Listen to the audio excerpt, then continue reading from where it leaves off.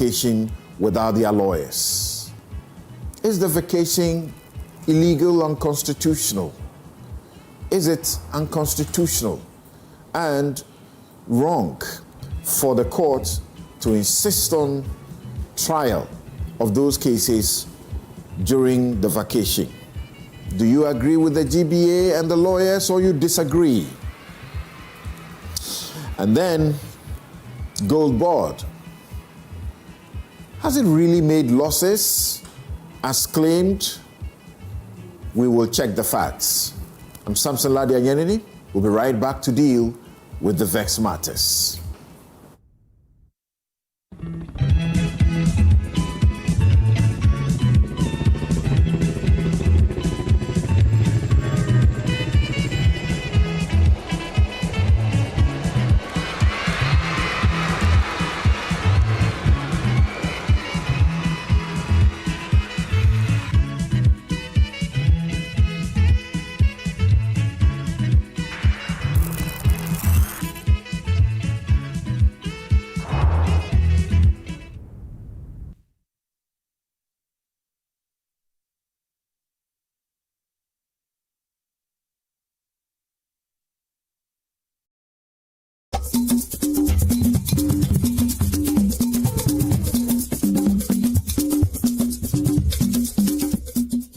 Wanu buada kafi o wa totro o adoyia aja gomacho afisinala.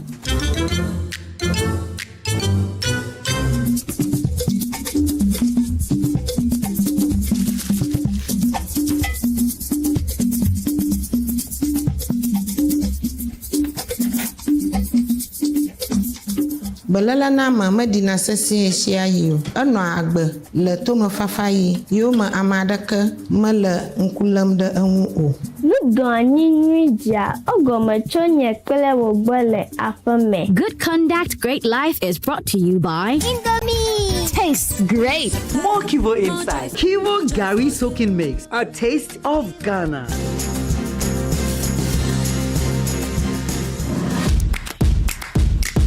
The pressure is on, the clock is ticking, and everything is riding on one dish. Season 5 brings you tougher challenges, sharper judges, and the most fearless young chefs Ghana has ever seen before.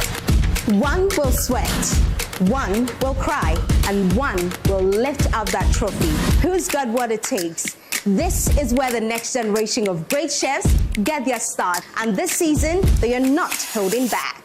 So pull up a seat, or grab a popcorn, or better still, join us in the kitchen. Big Chef Junior Season 5 shows every Sunday at 4 p.m. only on Joy Prime. Now let's see what these kids are really made of. Big Chef Junior Season 5 is proudly brought to you by Frital Vegetable Oil. You deserve a life of goodness. Fortune Spread. Yummy delicious, always on point. Gino truly cares. Didi Shito, Efia Dienye, Sankofa Natural Spices, no salt, no MSG, no preservatives. Genie Mayonnaise Premium, Ghana's best-selling mayonnaise. Left Signature, driving progress through technology and engineering excellence. Wisdom Salt, bringing food to life.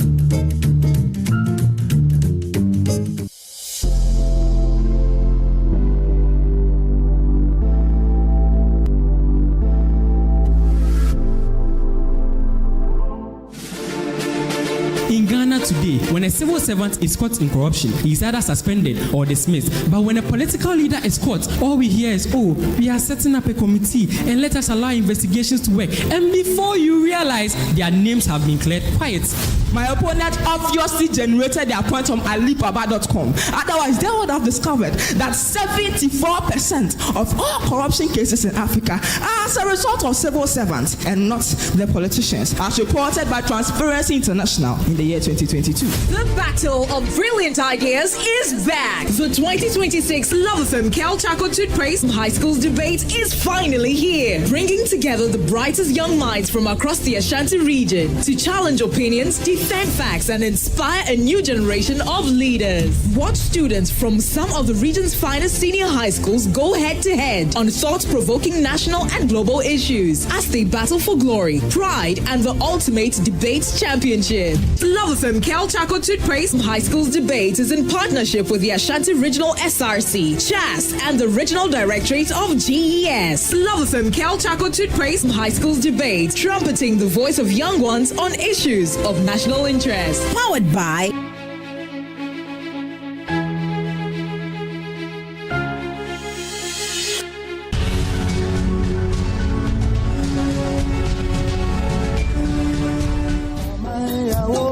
Gold, bauxite, manganese, lithium, Ghana's minerals, and billions, and now anchor our national reserves. But in the communities that host the mines, the question is simple: what stays here? On the 18th of August 2026, that question gets answered in public.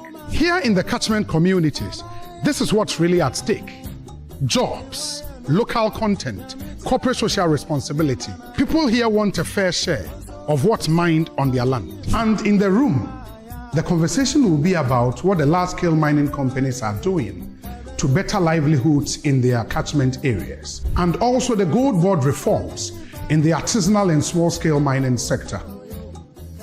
And finally, the signing of the catchment charter, which will put all these commitments into writing. The National Mining Dialogue 2026, rethinking the social license to operate. Regulators, large-scale mining companies, small-scale mining companies, gold buyers, traditional leaders, and host communities, all at one table. Live from Kempinski Hotel, Accra, on Joy News, Adom TV, and Asempa FM, and all our social media handles. Chairperson for the event, Gamanche, His Royal Majesty, King Takite Kuchu II. Special guest of honor, Dr. Julius Debra, Chief of Staff to the President of the Republic of Ghana. Special guests, the Honorable Emmanuel Amakofi-Boa, Minister for Lands and Natural Resources and Member of Parliament, Elembele Constituency. The National Mining Dialogue will be held on the 18th of August 2026, 12 p.m. The National Mining Dialogue is powered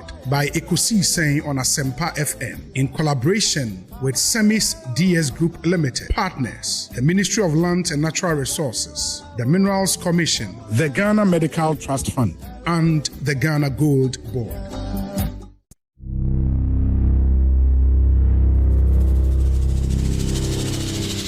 This August, the Super Morning Show is done pretending. Sustainability isn't just tree planting, it's whether the systems we depend on actually last. Lights that stay on, water that reaches the bucket, food that nourishes people instead of rotting away, roads that take us home instead of taking our lives. When things keep failing, that's a sustainability crisis. So this month, we're asking why.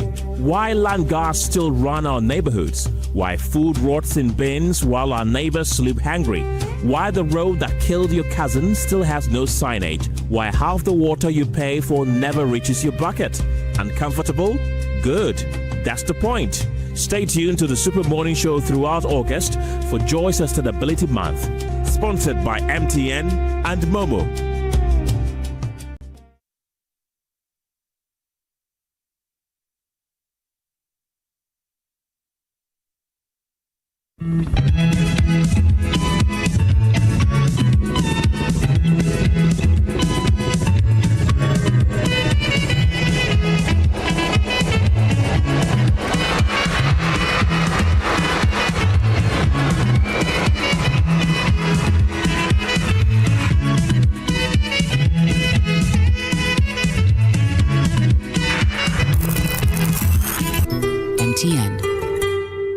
Bank of Africa, as strong as a group, as close as a partner. Where Duraplas goes, water flows. PS Industries has introduced a new roofing system known as Colorlink Plus. Flamingo paint, simply superior. Syntex tank, are you strong? Are you tough? Cherry Tree Properties. We develop spaces as though we were going to occupy them.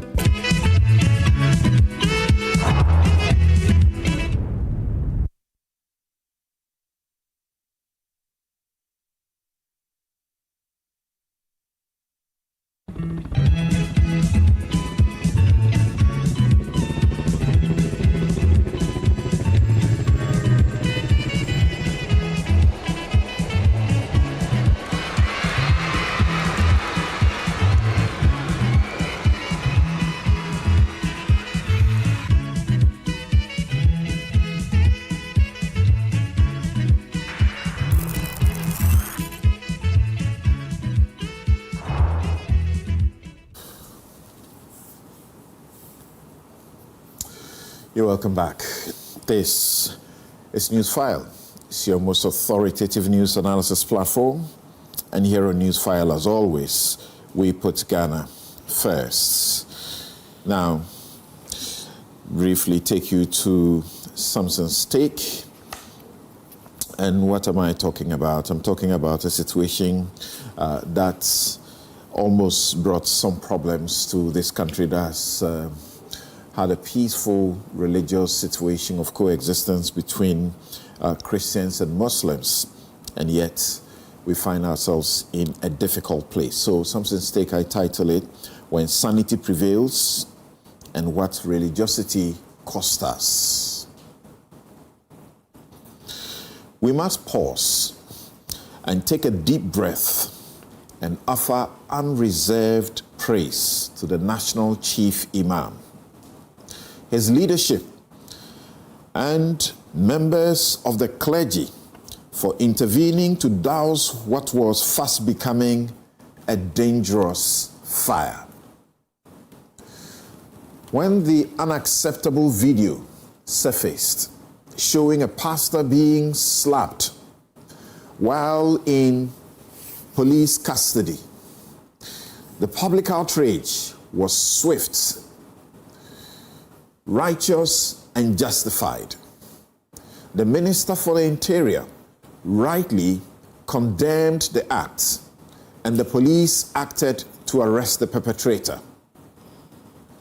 But in a country where religious tensions can easily be ignited by the actions of a few, it took the swift, mature, and statesman-like leadership of the Chief Imam, Muslims, and Christian leaders to pull us back from the brink and preserve our cherished peaceful coexistence.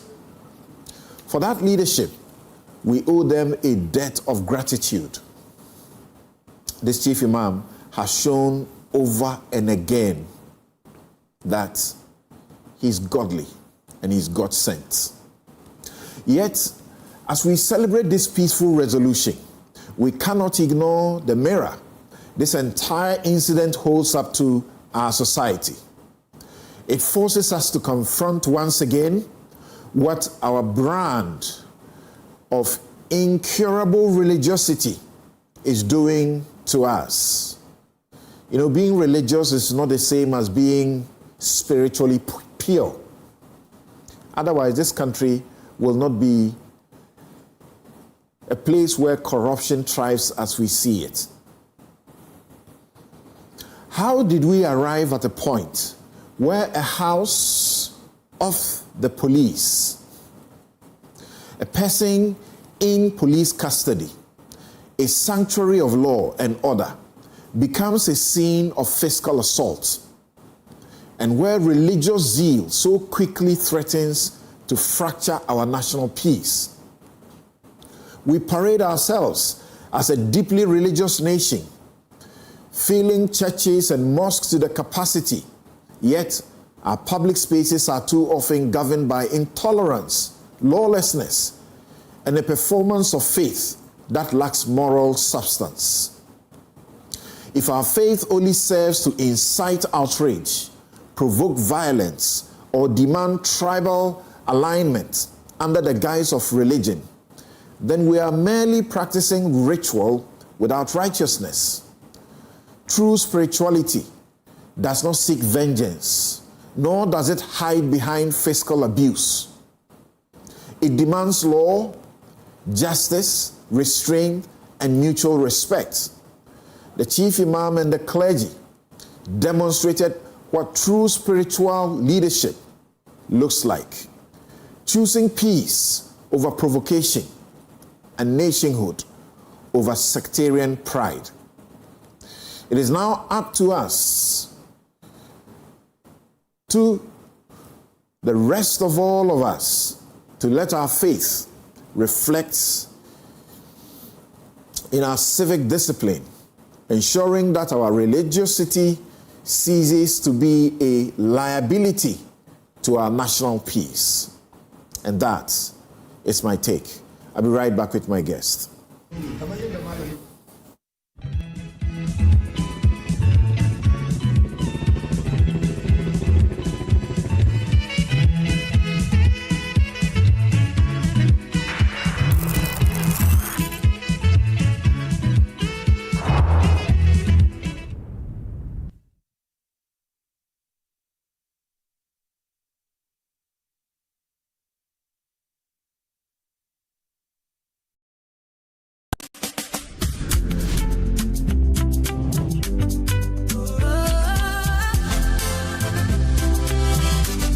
From the heart of Africa we stand, building dreams across the land. Every step we lay your side, helping you rise, taking you higher. Strong as a group, close as a partner. Bank of Africa lifting you higher. African Bank with global reach. BOA make your future glow. Strong as a group, close as a partner. Bank of Africa lifting you higher. African Bank with global reach. BOA make your future glow. BOA, we go there for you night and day. Strong as a group, close as a partner. Bank of Africa lifting you higher. Bank of Africa, as strong as a group, as close as a partner. Late night study session, endless assignments, and now these urchins and mosquitoes. You guys are sitting here just saying, have you done the assignment Mr. Pachi gave us? How do we do this assignment? These mosquitoes. Let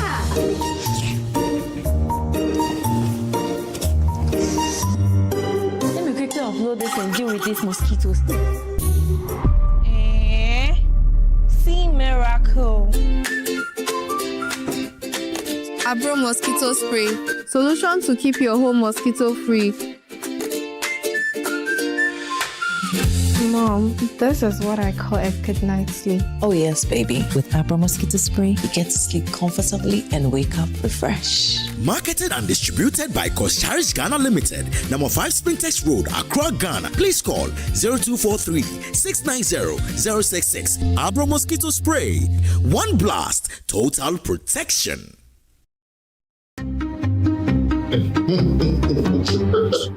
That's right. Did you see that? That is me. Without me, that tap would just be decoration. That's so. So when the water comes, where exactly is it waiting? Pipe. I also didn't see any bedroom no. Me tank. Me na me cry. At least I move water. And I keep it safe. Without me, nothing flows. What's happening? I bring the life. I preserve it. Hey, why is the water going on and off like this? Maybe I can do it alone. Maybe I need you too. Strong, reliable, built for every home. Syntex 5 Centers, the perfect water team. Syntex, are you strong? Are you tough? Discover Willow Lane in Sakumono, one of Ghana's most prime community. These expertly designed 4-bedroom homes feature a private elevator, 4 ensuite bedrooms, private balconies, walk-in closets, and a gourmet kitchen and a maid's quarters. Perfect for families, executives, investors, and retirees. Our community offers a swimming pool, playground, and 3-tier security for your peace of mind. Experience the ultimate in comfort, convenience, and community here at Willow Lane, Sakumon. Visit waylead.org or call 0240-111119 or 0308-04 0500 to book your tour today. Waylead, your trusted home builder.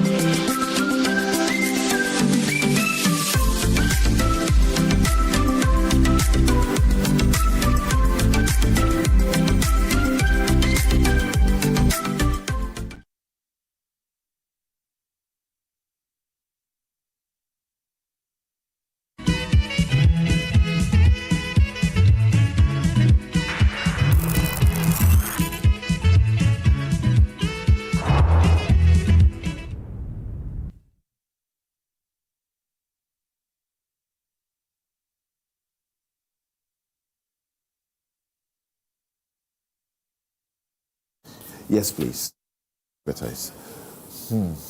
You're welcome back. This is Newsfile. It's your most authoritative news analysis platform, and here on Newsfile, as always, we put Ghana first. My guest right here in the studio, Victoria Bright, international corporate lawyer and entrepreneur, and Roxanne Nelson Eche Kwame, the Femapo, who is the national president of the Ghana Law Society. He's MP Southern and the majority chief whip. Also joining us via Zoom, Nana Ejeba Foewa, vice chair of the subsidiary legislation committee and member of the Constitutional and Legal Affairs Committee of Parliament, James Kobnabonfe Jr. He is CEO of Census and lecturer at the UPSA. Ben Boachi, Executive Director, Africa Center for Energy Policy, also joins us via Zoom.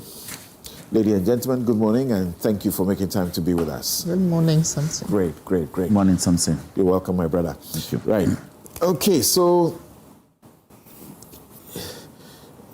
are we justified as Ghanaians in seeking that the state would do something beyond what the United States of America prosecutors have found, leading to the conviction of Beko Kweku Asante, and he facing jail potentially for 30 years in November when he will be sentenced? Are we justified in pushing every, where that something has to be done? In fact, the minority has held a press conference and is insisting that they don't even trust that the law enforcement organizations will do a good job. Let's hear the minority as led by Bafo.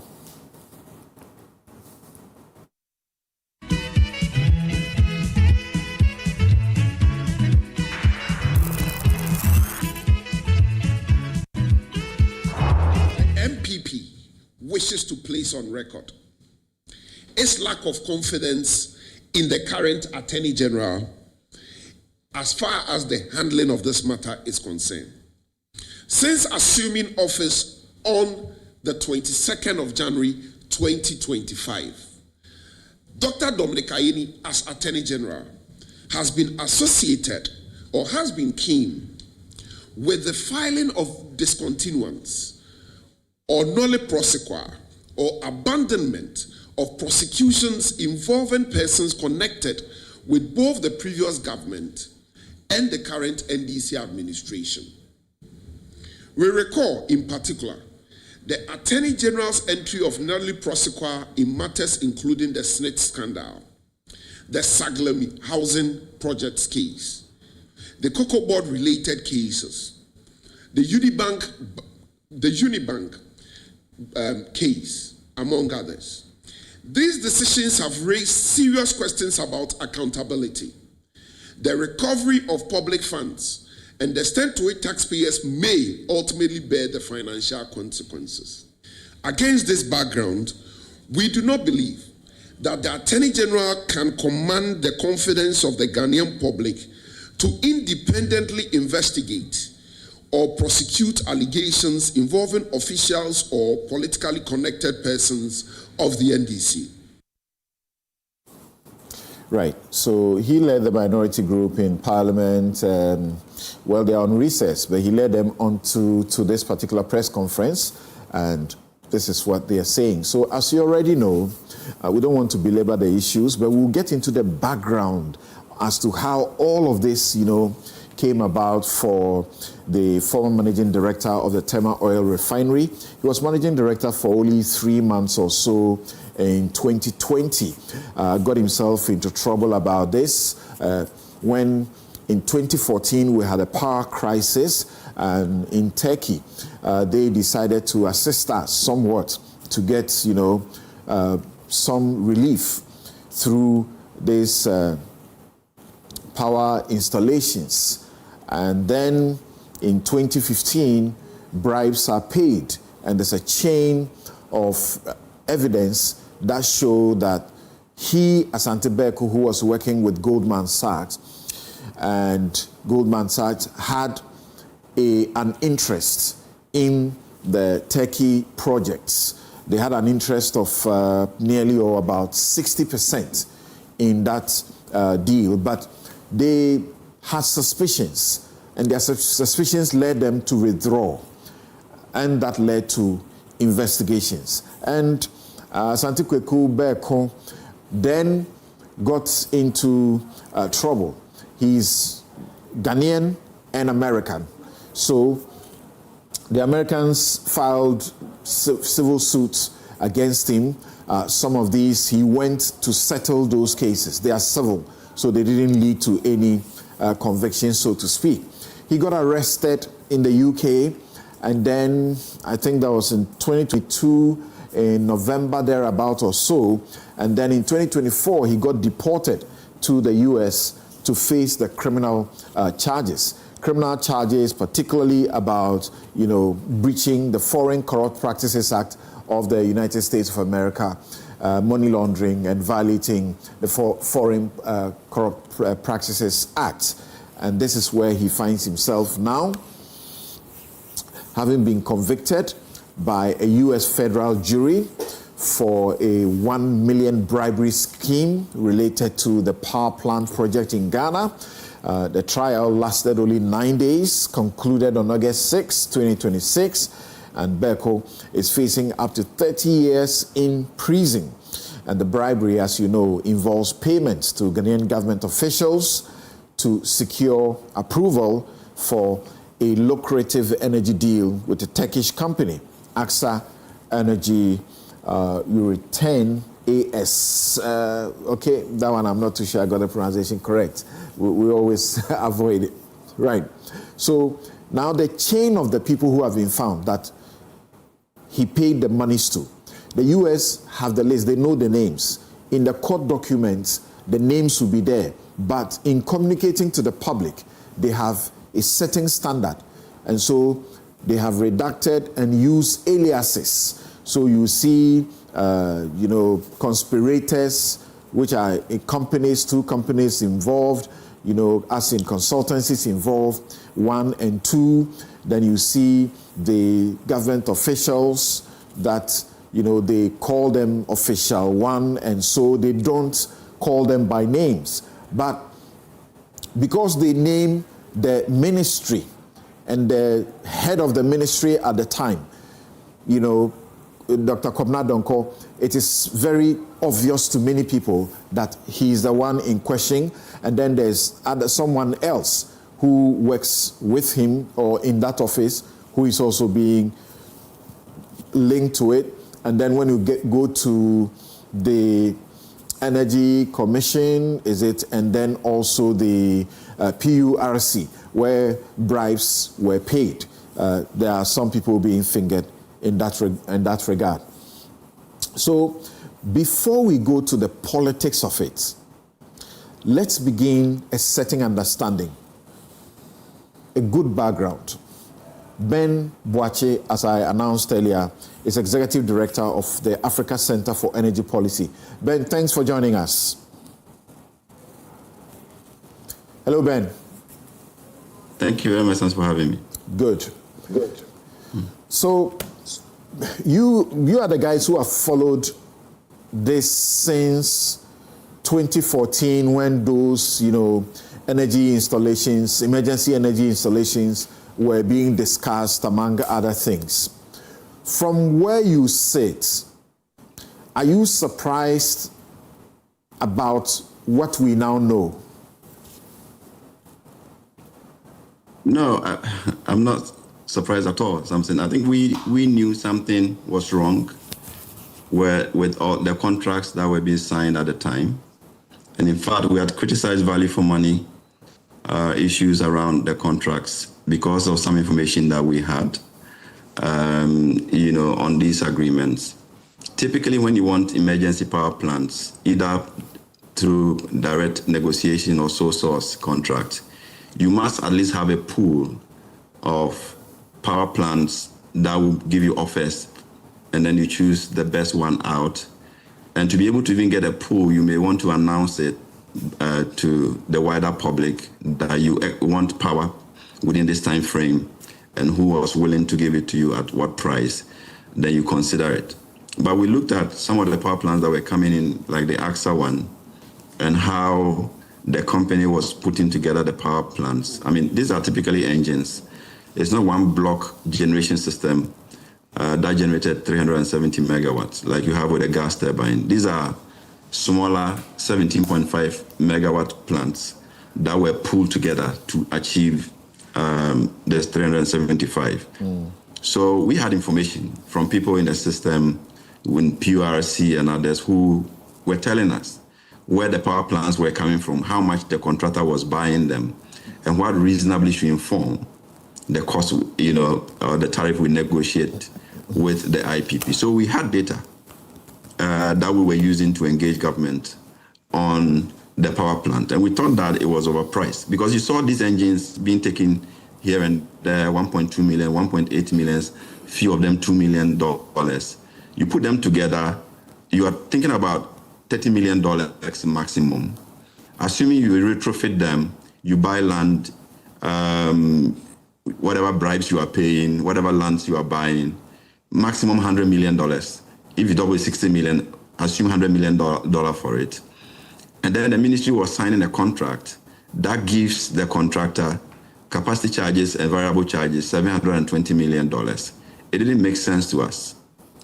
And we thought that we needed to represent the state better by looking at those numbers and not just assume that because it's an emergency, we are too desperate to commit the future to, those huge payments that would occasion. And sadly, no one will listen. Parliament won't listen, because Parliament ordinarily would have been the last stop where these contracts would be checked and thoroughly examined by the committee, engaging on the evidence that will be brought before Parliament, the technical report, those who would have traveled to go see the plant, those who would have dug on the history of the plant, where they have been stationed, how much power has been generated in the past, how old the plant is, and be able to apply the relevant discounting methods to be able to achieve an optimal price for it.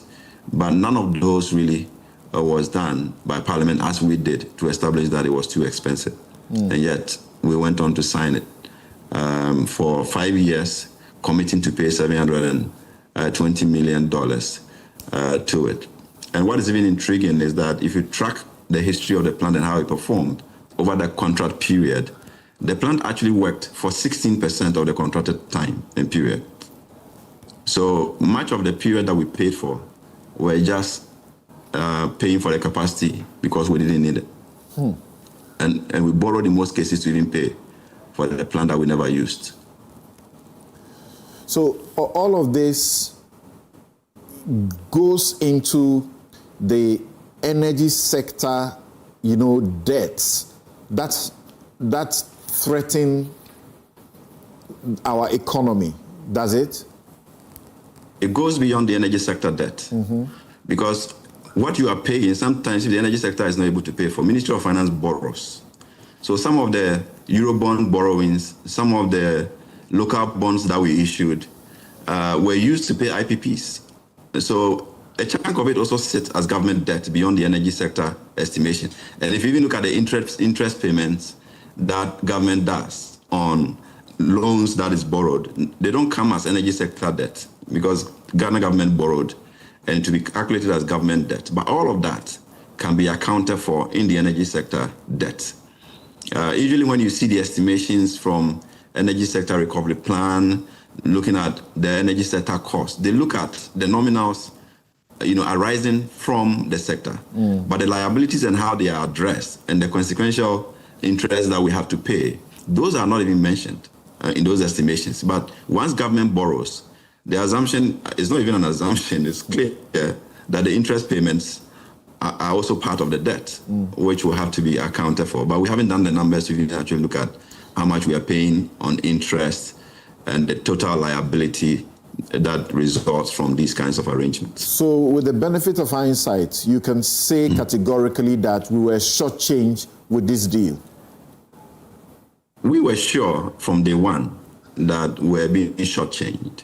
But of course, there are people who have the mandate to represent the state. And once they go through the laid down processes, the legal processes, and got Parliament to approve it, you can only say what you want. But that's what the Constitution provides, and that's what our system provides. And all the boxes were checked in that respect to commit us to those debts.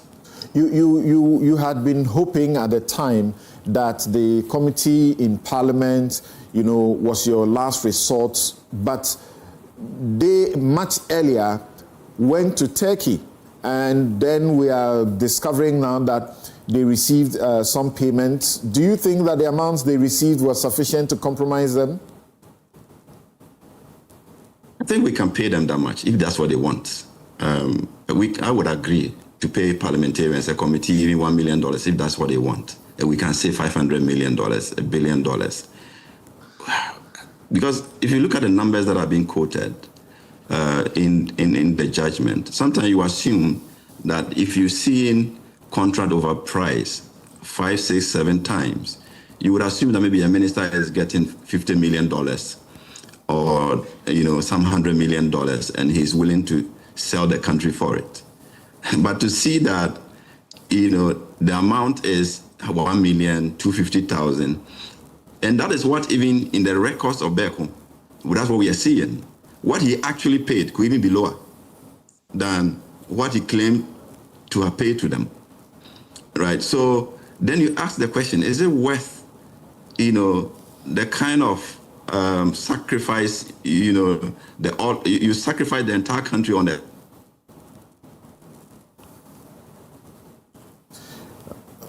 Okay, Ben's... Take these peanuts and allow that where, billions of dollars of public funds. Now we are even talking about having reduced it to about $1 billion, but it used to be $2 billion of under recoveries that the Minister of Energy, Minister of Finance have to always cough to actually support the energy sector. And it's all because of these kind of contracts that has been signed and overpriced, and also the inefficiencies that result from it, that we are paying for all these kinds of debt. Beyond your in the sector. Beyond your research from the inception, and I remember hosting you guys over and again, and you guys were shouting hoarse, nobody was ready to listen to you, and so on and so forth. And there were all these accusations against some of you, and even you as individuals. A pattern we are very familiar with in our political discourse here in this country. Once you are raising an opposition to something, even with facts,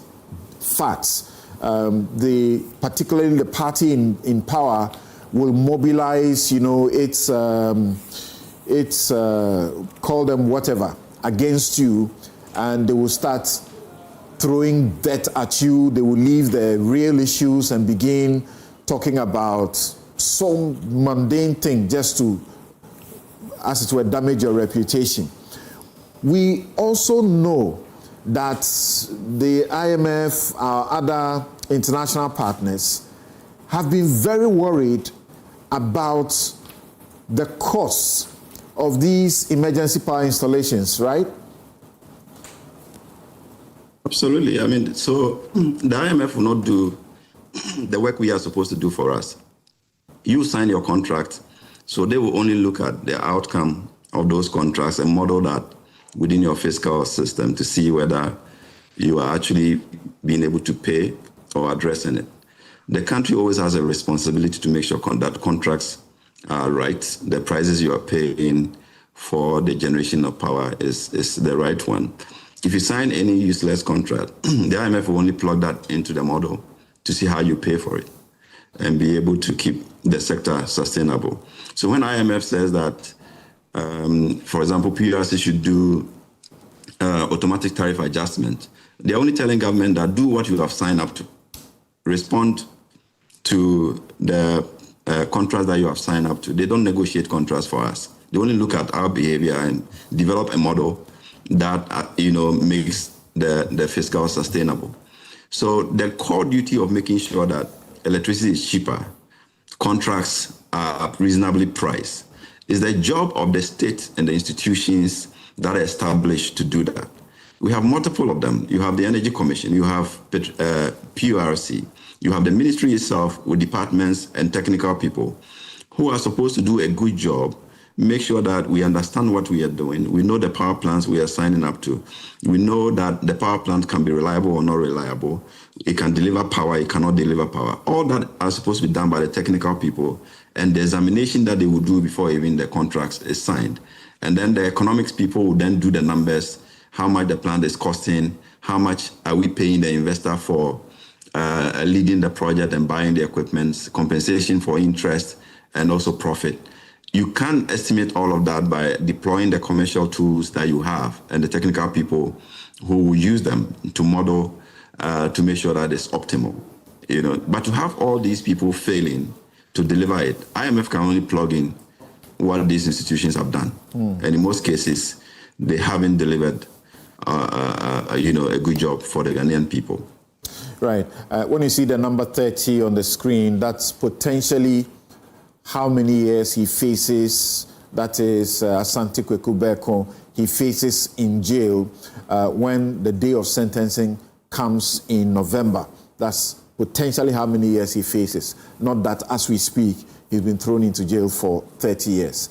We need to clarify that. Earlier, I said that he had been deported by the UK to the US. What I meant was that he had been extradited from the United Kingdom to the United States. And interesting, because they arrested him, it took 20 months, odd months, a year and about eight months from the time of initial arrest in the UK on November 3, 2022, to 2024 before he got deported. He got extradited. I keep saying deported.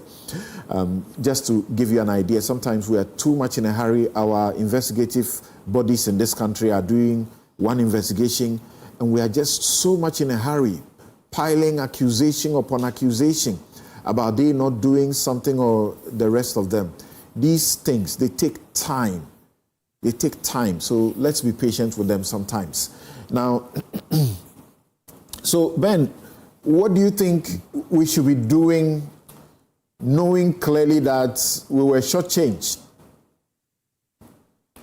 I think the matter has been in our court, as in it's been within the Ghanaian space for the state to have started investigation as far back as 2020. That's the criminal end of the story. 2020 when he resigned, is that what you mean? Yes, and subsequently there was a civil conviction on this matter. That's right. Where the same facts were available, that he had paid bribes, to ministers, to agents. So Ghana has known from that conviction that something untoward had happened that we could have started investigating. Perhaps our conviction would have coincided with the criminal conviction if we had started in 2020 to actually look into the matter. We showed no interest in pursuing our end of the story because we were the ones receiving the power plants. We are the ones who are going to pay for it. So the burden on us is even much more onerous than that of the U.S., who is just trying to apply their own laws to make sure that their citizens do not engage in corrupt practices. They could even ignore this. But those of us at the end of this whole enterprise, we haven't shown any interest to make sure that we save the Ghanaian public some money for the past 6 years and beyond. So now we are hearing the Attorney General is interested. They haven't been interested. If they are interested, we want to see how they pursue this matter and investigate it fully. Because if you look at the people who are alleged to have received money, some 5,000, some 20,000, some 120,000, I keep saying that those who receive 5,000 are as guilty as those who received $1 million. That's right. Because they all had a job to do. If you work at PURC or Energy Commission or GRICO, and you are supposed to deliver a technical report, that technical report can stop the transaction. Right? If you took 5,000 and forgot about your technical job, you are as guilty as the one who signed and perhaps allegedly took 1 million for it. So we need a full-scale investigation into those individuals who were involved. Let's see the report that they generated, and let's examine the report, whether it actually passed as a technical report for visiting a plant.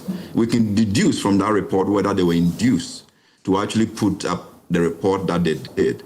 And so that raft of investigation... Are you suggesting that you have not come to a firm conclusion yet that but for the influence, money that was given, this, project would not have passed? You are not too sure yet?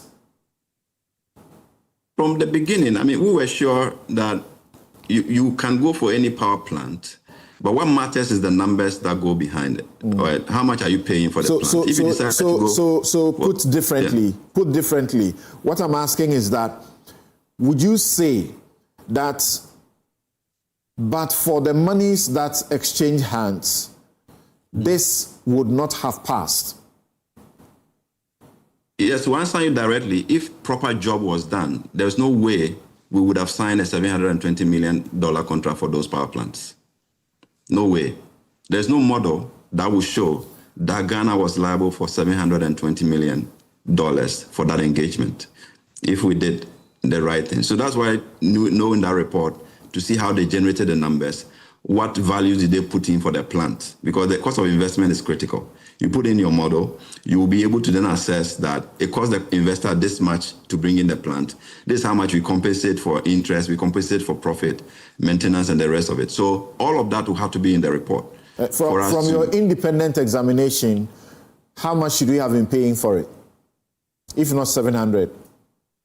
No, for an emergency plant, you are doing a rate of return of around 20%. The last rate of return assessment we did was close to 200% of rate of return. So that clearly shows that we were overpaying. If we paid maybe $250 million to $300 million, you can say, okay, it was an emergency plant. We could take the risk and do it. But to see the numbers double the way they happened, it was outrageous, to say the least. And we need to see the technical report that actually underwrote those kind of engagements for Ghana. Okay. Thank you very much, Ben. Stay with us. We'll return to you. Roxanne. Yes. How are you processing all of that? Well, I've read the judgment carefully. The American way of writing. And so they allude to co-conspirator 1, 2, 3, and all without mentioning names. So for me, I think the slant against the Attorney General by, what's his name? Ben Boache. Ben, it's unfair. I think what the Attorney General, I'm not speaking for him, but I want to surmise that perhaps we're all waiting to get the outcome of the substantive matter before the U.S. court in New York. Now that we have a result, then based on that, he can do some concrete work in terms because it was all allegations, and these matters happened about 12 years ago. So it was... About 11 years ago. Yes, 2014. Okay. Genesis. Yeah, but properly speaking, 2015. No, if you trace the history of the transaction. Right. So the issues began from about 2014, That's 15, correct. 16, That's right. 17. So I'm tracing it to that fact. So these are over 12 years matter. So I think that now that he has a concrete judgment from the U.S. court on his mind, on his hand, it's giving firm indication, as reported by the DAG, that the AG is already launching to teaming up with the U.S.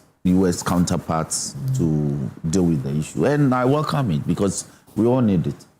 Look, like Ben Boache said, anybody who took the first payment of $500,000, $500,000 was on April 15, 2015. Then April but the first email to kick the transaction happened in 2014. Right, I get that. Yes, I get that. So, but we need to put on record that our institutions have been assisting the process since 2020. So we know that the Attorney General has been assisting, the OSP has been assisting, and I think recently also IOCO has also suggested. Yes, I was going to get there. So my point is that the OSP indicated that they have offered tremendous assistance in terms of work investigations from here to back the prosecution of the case in the U.S. So it clearly tells you that prosecutorial institutions have been, or investigative institutions have been involved somehow. And they must have gathered some enough material to be able to launch a full-scale investigation into this matter. Now, the call by the NPP that they don't trust the Attorney General is very interesting. Before the NPP, Ben is saying that they knew about these things all that way back. So why is it that they too didn't do something like the US? I was going to get there. Okay. You see, when my brother said we the NPP, meanwhile 2017, 2018. So I agree with Ben that yes, the matter has been with us for the past 10 years or more. But the Office of the Attorney General may have decided that let's wait until there's a final determination of the matter before the U.S. Then we can proceed. I'm just surmising. And that being the case, I think that now they have the opportunity to do so. But the angle that they are pushing, that they don't trust the Attorney General to lead this inquiry is very interesting. Because you speak as a member of parliament. You as a member of parliament, your parliament is indicted. Parliament is indicted. So which institution is going to lead this? You are speaking as a member of parliament. The institution that we all serve has been indicted in this matter. So don't push that angle. Let us all agree that we need to do a further inquiry on our own and to bring out the true facts. And if anybody is guilty, my brother, the law must take its course. Because look, like Ben said, we are struggling to find money to build chief's compound to serve our people. We can't buy life jackets for our people who are traveling on the water lake, and therefore, when the boats run into a storm, we lose lives. Life jackets. So for me, these are the serious matters involved. Something as basic as life jackets. Thank you very much. We struggle to afford it. So if as a public officer you have a responsibility to do under law, and you corrupted your official duties, you must pay for it. You see, we are not punishing some of these things well enough, and so we all speak about it and we live it. We must begin to apply the sanction, even if you leave office 10 years ago, and some breaches and improprieties have been found as part of your work when you were in office, you must be called back. Until we begin to do those things and demand proper accountability, our future generations won't take us serious. They won't take us serious. So I'm in favor of the call, and the investigations must be pursued with alacrity. This matter must not drag. We must pursue with some purpose and speed and dispatch. The report will be prepared, recommendations will come out, we proceed on the recommendations, if any, and then we prosecute, if any, so that this matter can be put to rest. But do they have a basis, as in, we'll get to them shortly, but do they have a basis by suggesting that the learned Attorney General has put himself in a situation where he cannot be trusted to prosecute his own? Because we are talking about particularly, say, looking at it from Kwabena Donkor downwards, officials who were in the Mahama administration, one. And we're also talking about Mahamad's brother. We don't know which of his brothers, we pretend, okay? We don't know which one of them is involved. But of course, people will go back to Airbus matters. They'll go back and say, oh, we know this other brother of his who is known to facilitate some of this kind of government procurement and so on and so forth. He's saying that because of the nolle prosequis that were entered, discontinuance that were entered, and a good number of NDC officials who were let go when prosecutions had progressed, it's evidence that he will not. Now, is he saying that Godfrey Dame never entered nolle prosequi? I'm here to do the count. But Godfrey Dame, even as a Deputy Attorney General under Gloria Kufu, he entered nolle prosequi. The basis for entering nolle prosequi in any matter is not for me to decide. I think it's about high-profile cases, politically exposed persons. Why? When a group of party people storm a court in the course of court proceedings, can't that matter be a high-profile matter? They entered the nolle prosequi. They said they were not interested. So we can always debate that matter. But I'm saying that the Attorney General, Godfrey Dame was in office I thought they were eventually prosecuted, except that the fines that were slapped on them were small. No. The prosecution was in respect of those who went to beat what's his name? Security officer. The liaison officer. Yes. Correct. Yes. But not the judge. Yeah, but the people who were before court. Okay. And they went to attack the court and got them released. Where are they? You became vigilantes. That your colleagues were being prosecuted and therefore they were before court.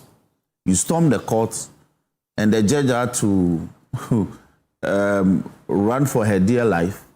You went to free your colleagues from the strictures of the law and allow them to run.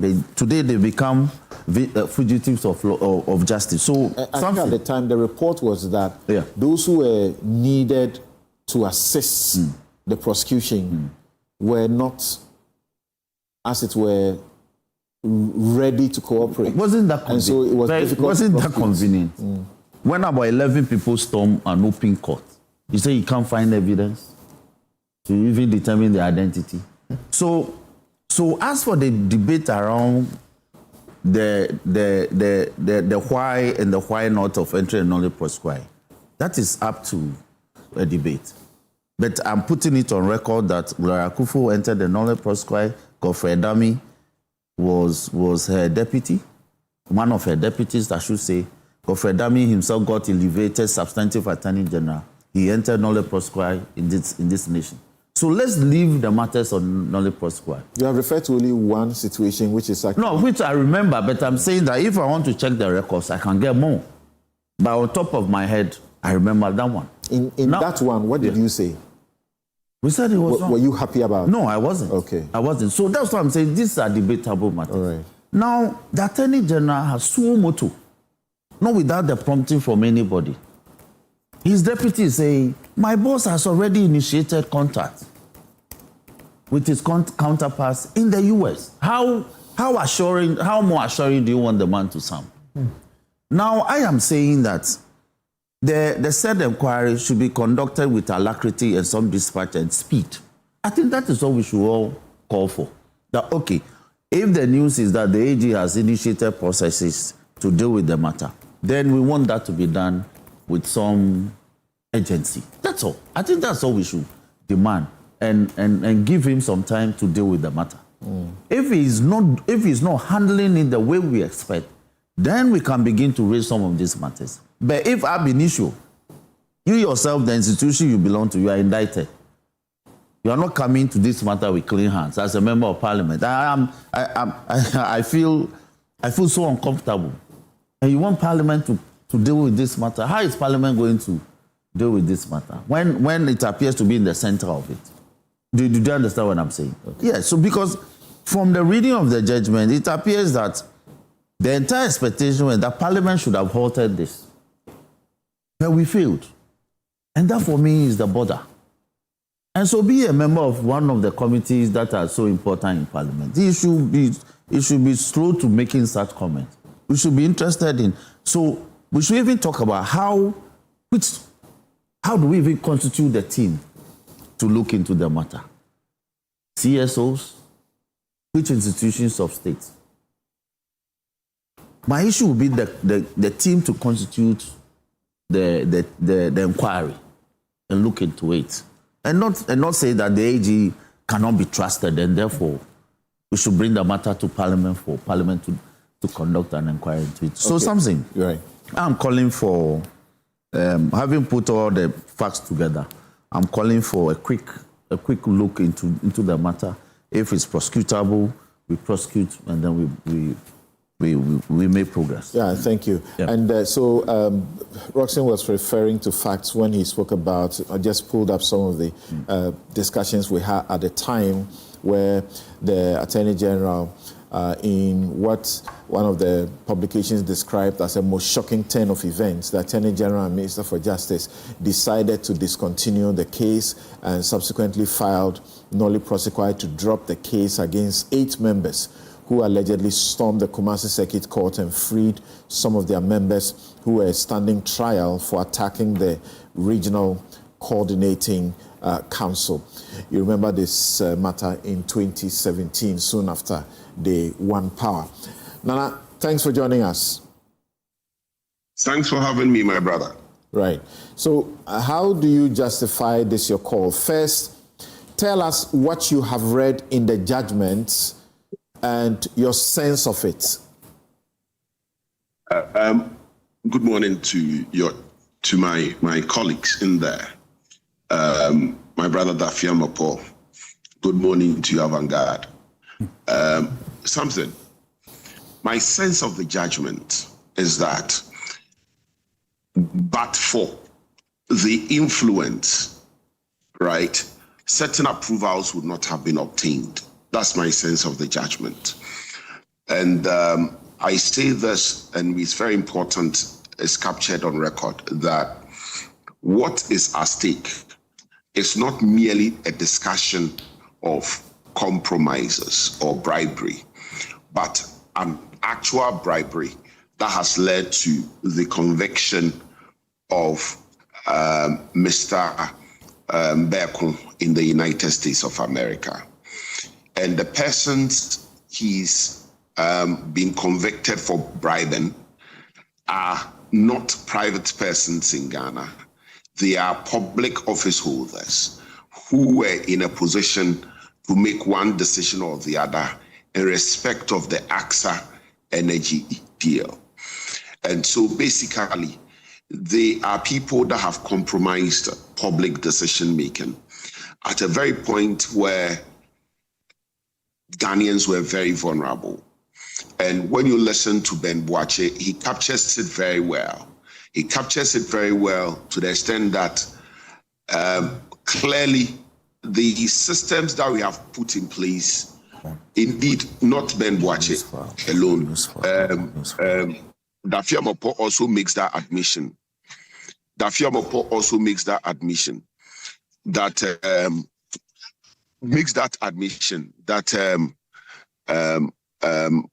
the systems, right, failed to the extent that he even makes reference to Parliament.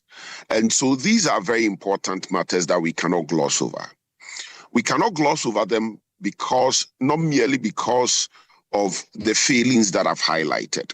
We cannot gloss over them because they are becoming one too many. One too many instances where Ghanaian, public contracts are said to have been compromised, and then the persons involved or at the heart of the compromise are convicted in foreign courts, right? It exposes, one, the failure in our systems domestically, the systems for ensuring value for money, and then the systems for ensuring that we prevent corruption or we prosecute corruption locally. And so these things, for me, make it very necessary that in any serious country, there will be an inquiry. And I'm happy my brother Dafiamopo agrees with the New Patriotic Party's position that there's the need for an inquiry, right? And so what it means is that the call we made was not a frivolous call. The call for an inquiry is very, very necessary for any country that wants to make progress. When you have your systems for ensuring value for money, your systems for ensuring prevention of corruption, your system for ensuring or for prosecuting corruption at that level, right, failing not once, not twice, not thrice, but many times, it's then obvious that something is terribly wrong with your system. And so there is the need for an inquiry. And when we do the inquiry, we must make sure that we act on the inquiry. That said, let me proceed to make one correction, and I will address the issue of the Attorney General, our position on the Attorney General. Samson, I want it to be on record that at no point has the New Patriotic Party ever, whilst in government, filed nolle prosequi in respect of any of our appointees, former appointees, persons who are exposed to us sympathetically or however you want to describe it, stand trial for corruption or corruption-related offense, and then nolle prosequi has been filed in relation to it. Under the New Patriotic administration, a former appointee under President Kufuor, Alhaji Malamisa, was prosecuted, convicted, and sentenced to in prison. So we are not known for that as a party, very respectfully. And, these are very serious national matters, and I don't want us to bring in, I don't want us to make it too partisan. And so we have to proceed very cautiously. We don't have to make it very partisan because when I listened to Ben Boache, I cringed that a power plant that we spent over $700 million on could only work for 16 hours. It's for 16%, right? Could only work at 16% of the rate at which it's supposed to work. And we are spending over 700 million. That could only have happened because of the influence that was at play. And it happened because, and it happened at the time when Ghanaians were so vulnerable, such that they, like somebody being drowned by water. He wanted to hold on. We wanted to hold on anything and anything that we could see. And so people are taking advantage of us in our vulnerability. Samson, the general concern that Ghanaians have had all these years has been that the Attorney General, be it under MPP, be it under NDC, is not able to prosecute its own. That was the principle that informed the introduction or the setting up of the Office of the Special Prosecutor. True or false? Hello? Something true or false? Hello? We're listening to you. Go on. Samson, that was the principle that informed it. And so when we say that an attorney general, we don't trust him to prosecute his own. First and foremost, it is based on this principle. However, this particular attorney general has typified, has exemplified that principle. He's the first attorney general in the history of this country to have, in one full swoop, by the stroke of a pen, filed nolle prosequi against members within its party, persons who are linked to his party, right? One full swoop. He did that. That was the major decision, his first major decision as Attorney General. Now, you are telling me that an Attorney General who has done this can proceed to prosecute his own. Look, the Attorney General didn't end it there. He even brought a gentleman who is famed to insult, right? The NDC didn't end it there. A gentleman who is famed to insult everybody in this country, disrespect chiefs, very respectable people. You've done a commentary, you've done an opinion on this, so I don't need to belabor it. Gave him security protection so that this person can now come and be laundered in our court, be cleaned in our courts. And you are saying that you have confidence in this Attorney General? Look, the persons involved, or the persons who potentially may be culpable in this matter, some of them are still appointed in this government. They are appointees of this government. You have Mr. Dr. Kwabena Donkor, for instance, who is a board chair. And I'm not saying he's culpable. I'm saying potentially he may be culpable. He's a board chair. He's a board chairman. Wait, wait, just hold on. Go on. He's a board chairman in this government, right? One of them, who used to be the chief executive, Alhaji Amuna, who used to be the chief executive of Gridco, is now the board chair of Electricity Company of Ghana. And since the matter broke, right, since the conviction broke, in fact, my brother Roxanne alludes to the fact that this matter has been with us for some time. Nevertheless, notwithstanding the fact that this matter had been with us, prior to the conviction, these persons had been given appointment. In fact, the governor of the Bank of Ghana, and it's not news to us, because look, the governor of the Bank of Ghana was standing trial, right, for the banking sector cleanup. When his matter, in fact, his was exceptional. The nolle prosequas and the discontinuance that was done by the Attorney General, his was even exceptional. The Attorney General withdrew the charges against him. And then subsequently was appointed the governor of the Bank of Ghana. That tells you the extent to which this government will go to protect its own. Those that were yet to be appointed, who were standing trial, their charges were discontinued. And then some of them given appointment. Now you are telling me that this... I have a couple of questions for you, but a most substantive question to ask. A most substantive question to ask now is: I'm in Kumasi. Who do you want to take up the case? Since you don't trust any institution. Samson. Yes, Samson. please answer my question. Samson, I'm answering your question. First and foremost, under Article 88 of the 1992 Constitution, the prosecutorial power belongs to the Attorney General. We cannot take it from him. It is not for us to say that he should not do his work. The court cannot even injunct the Attorney General from exercising his constitutional powers, much less a political party. But we are only sounding a caution that, look, we don't believe the Attorney General to do a good work. However, we need a commission of inquiry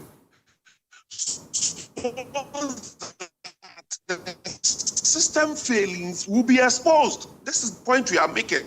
The system failings will be exposed, and then we can address them as a country to prevent the reoccurrence has become a perennial. It's something I know that you share the sentiments I'm going to express. A commission of inquiry, for a clear criminal issue. Something, a commission of inquiry for a clear criminal issue, but this is not one-off event. It is a perennial occurrence, particularly when the NDC is in power. And it always involves characters who are high-ranking in the NDC. And so it is not merely an issue requiring prosecution. It's also an issue that will highlight why our systems have failed and continues to fail domestically, only for us to be exposed internationally. And something, there's something I was going to say, which I know you will share.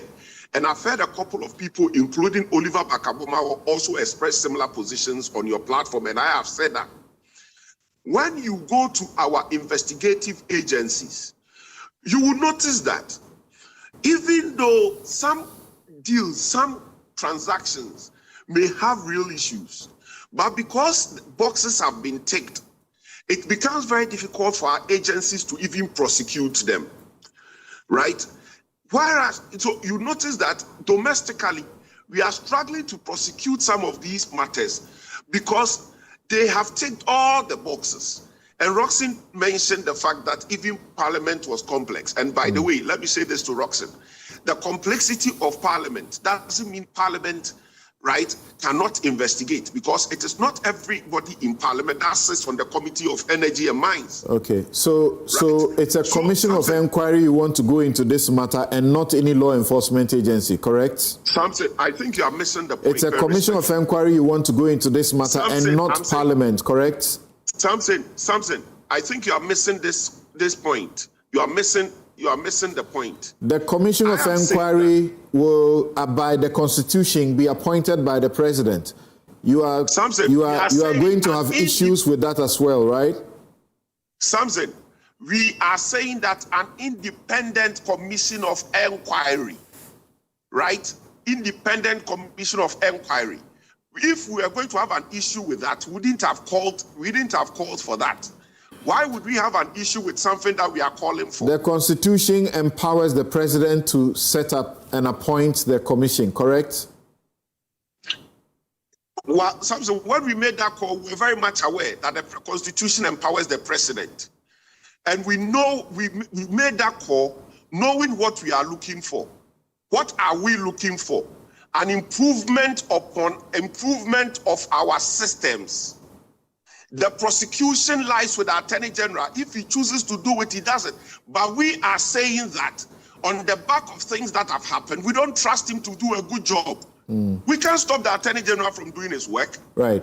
And I realize that in your listing of things the Attorney General says, you actually bring in issues that the Attorney General has nothing to do with, including the security protection for a particular individual, which is not a matter that it's the Attorney General who is a defendant or has anything to do with the case. And in any case, are you then questioning the Supreme Court in how they arrive at a decision which was purely on a technical legal basis and not on a factual issue to be determined? Yeah. I proceeded to say those things to show the extent to which the NDC is minded to protect its own. And so in terms of prosecution, we don't trust the NDC government to do anything serious. You refer to Johnson Esiama. You know that Johnson Esiama, there was some report of sort at the Attorney General's department that suggested that he ought not be prosecuted, or he should be taking off the prosecution. That report has never been made public. Has it ever been made public? Parliament even invited the Attorney General. The Attorney General hid behind the defenses or protections under the Right to Information Act in Parliament. How does the Right to Information Act prevent disclosure of information in Parliament? That shows you the extent to which this Attorney General will go to protect members of the NDC. And so when we say that we don't trust him, it is based on empirical evidence that even when the law does not avail him protection or defenses, he will latch onto non-existent laws or non-existent protection just to defend members of the NDC. And so with all these examples you are citing, they actually confirm our position that indeed the Attorney General will not do a good work. Do you recognize that? Do you recognize that Asante Beko, the individual involved, was appointed by your government? And what difference does it make in terms of something? What difference does it make in terms of the issue at hand? When he was appointed in 2020, but for the US and their work, which got him to resign 3 months after getting in, he probably would have served the term and so on.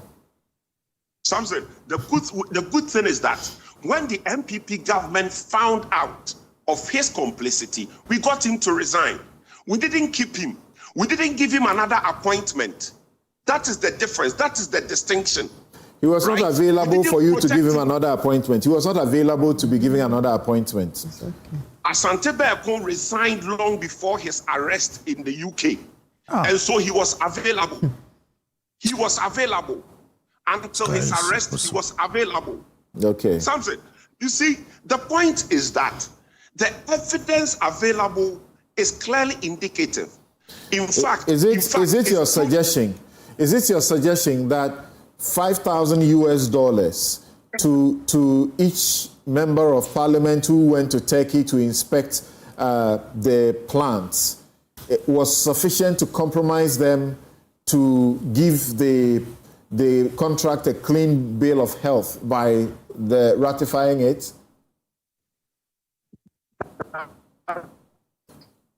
Oh, his line is gone back. That is why a commission is at play. No, you had made a categorical statement. I can hear you. You had made a categorical statement that, but for these payments, this will not have happened. And I'm asking, Parliament was there. Parliament was not NDC. Parliament was the Parliament of Ghana. Is it your position that $5,000 per the members who went, their visas and things being paid for, their flight being paid for, was sufficient to compromise them? Samson, the facts available clearly suggest that ordinarily we should not have procured the plant at the price at which we procured it. This is a plant which, by the facts, hasn't even worked beyond 15% of its capacity. And so what could have influenced the procurement? The fundamental question is whether or not the influence, the monetary influence, is what did the trick. What we have come to know about taking a committee to inspect some projects before they ratify or take a decision on it, from where you sit in that house, is it a new thing? Samson, I haven't had the opportunity to do any side thing, and I'm not privy to what happens on other committees. But the question is this: as a country, is this something that we want to go with, or even if it is? Okay, thank you very much. Let me bring your other, colleagues who are discussing this issue with on. Bonfetu is waiting. But let me rebut a couple of things. Look, Bafo, you are a lawyer, and so you must be very careful how you put out names in this matter. Be extremely careful. Dr. Kwamra Donko's name that you have mentioned, he has issued a statement. Yes, and says he didn't receive any such money. You come on direct TV anybody to receive and be money banning his name about. What's that? He said potential. No, but it's not fair. Stop mentioning his name. From what we have seen, this is a fair reference, please. No, it is not. Once the man has caused his lawyers to issue a statement, allow the inquiry that you are calling for to look into the matter. Don't keep him in the media and be talking about him as if he's been mentioned anywhere in the proceedings. He's not been mentioned. 2, you reference the Greco MD and mention his name and that he's now received appointment. Entirety to the entirety of the judgment and the proceedings. Was his name ever mentioned? Reference has been made to the institution as Greco. Greco has directors. So so let me caution you, please. Some of these things, when you do it, you think you are doing politics. But when people are aggrieved, they will have recourse in law. So you must be very careful. But always make your point. But don't be categorical when the facts don't support it. Please. And let me make this point. You are saying that what? The matter has been under NDC and we are not interested. Check the history of this matter and see how long it stayed under the NPP. How long were you in power? It is not for 8 years.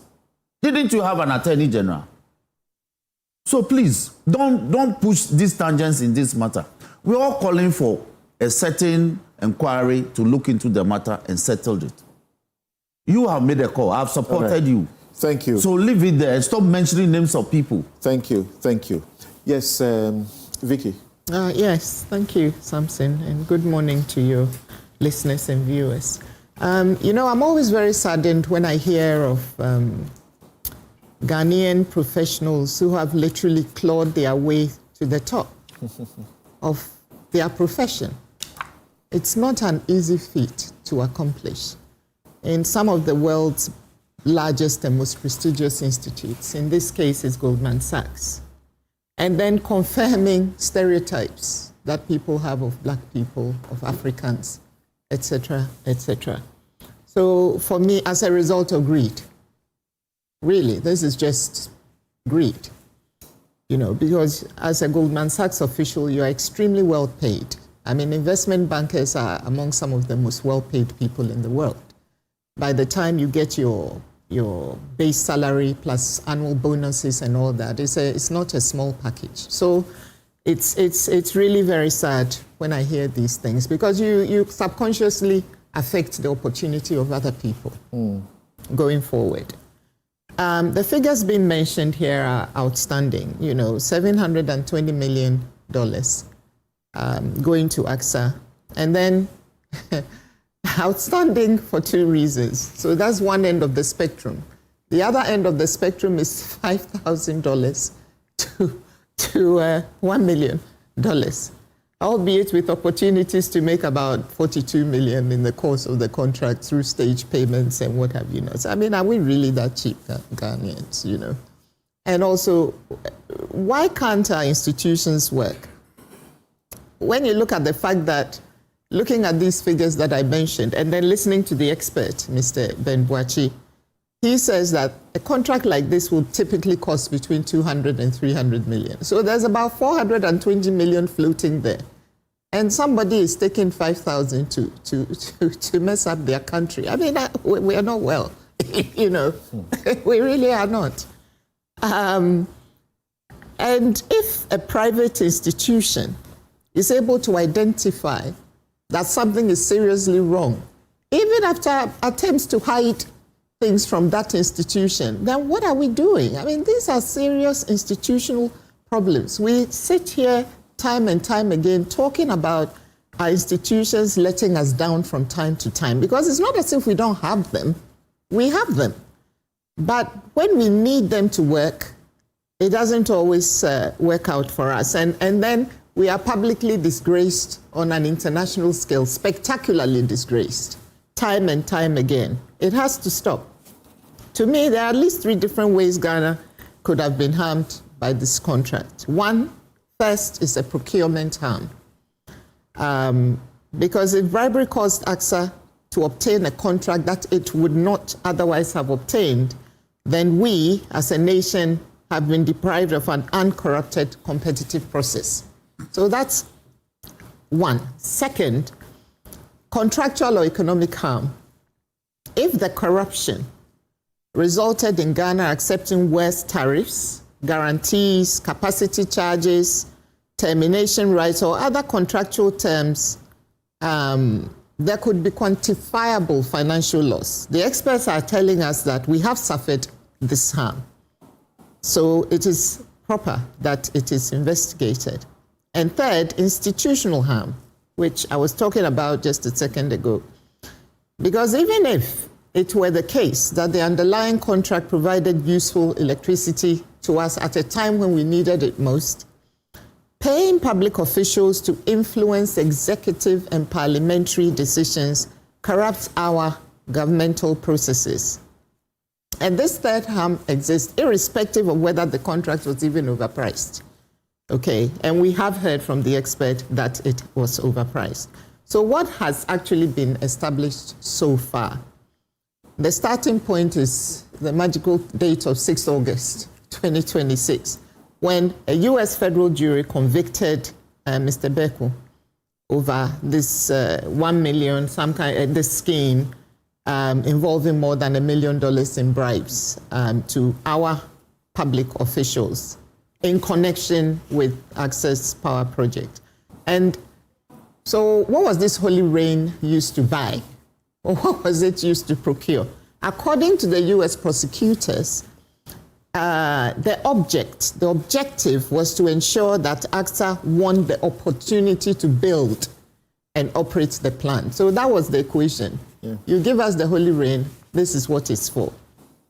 And then the evidence included various discussions in April 2015 about $1 million for the Minister of Power, $250 for a senior advisor, and then the $46,000 for our parliamentarians, or some parliamentarians. Of course, the minister has come out, or the ex-minister has come out to say that this is not the case, and he has never even met the man in question. And so that is something that has to be, examined. Yeah, that's where I was saying, Roxanne, when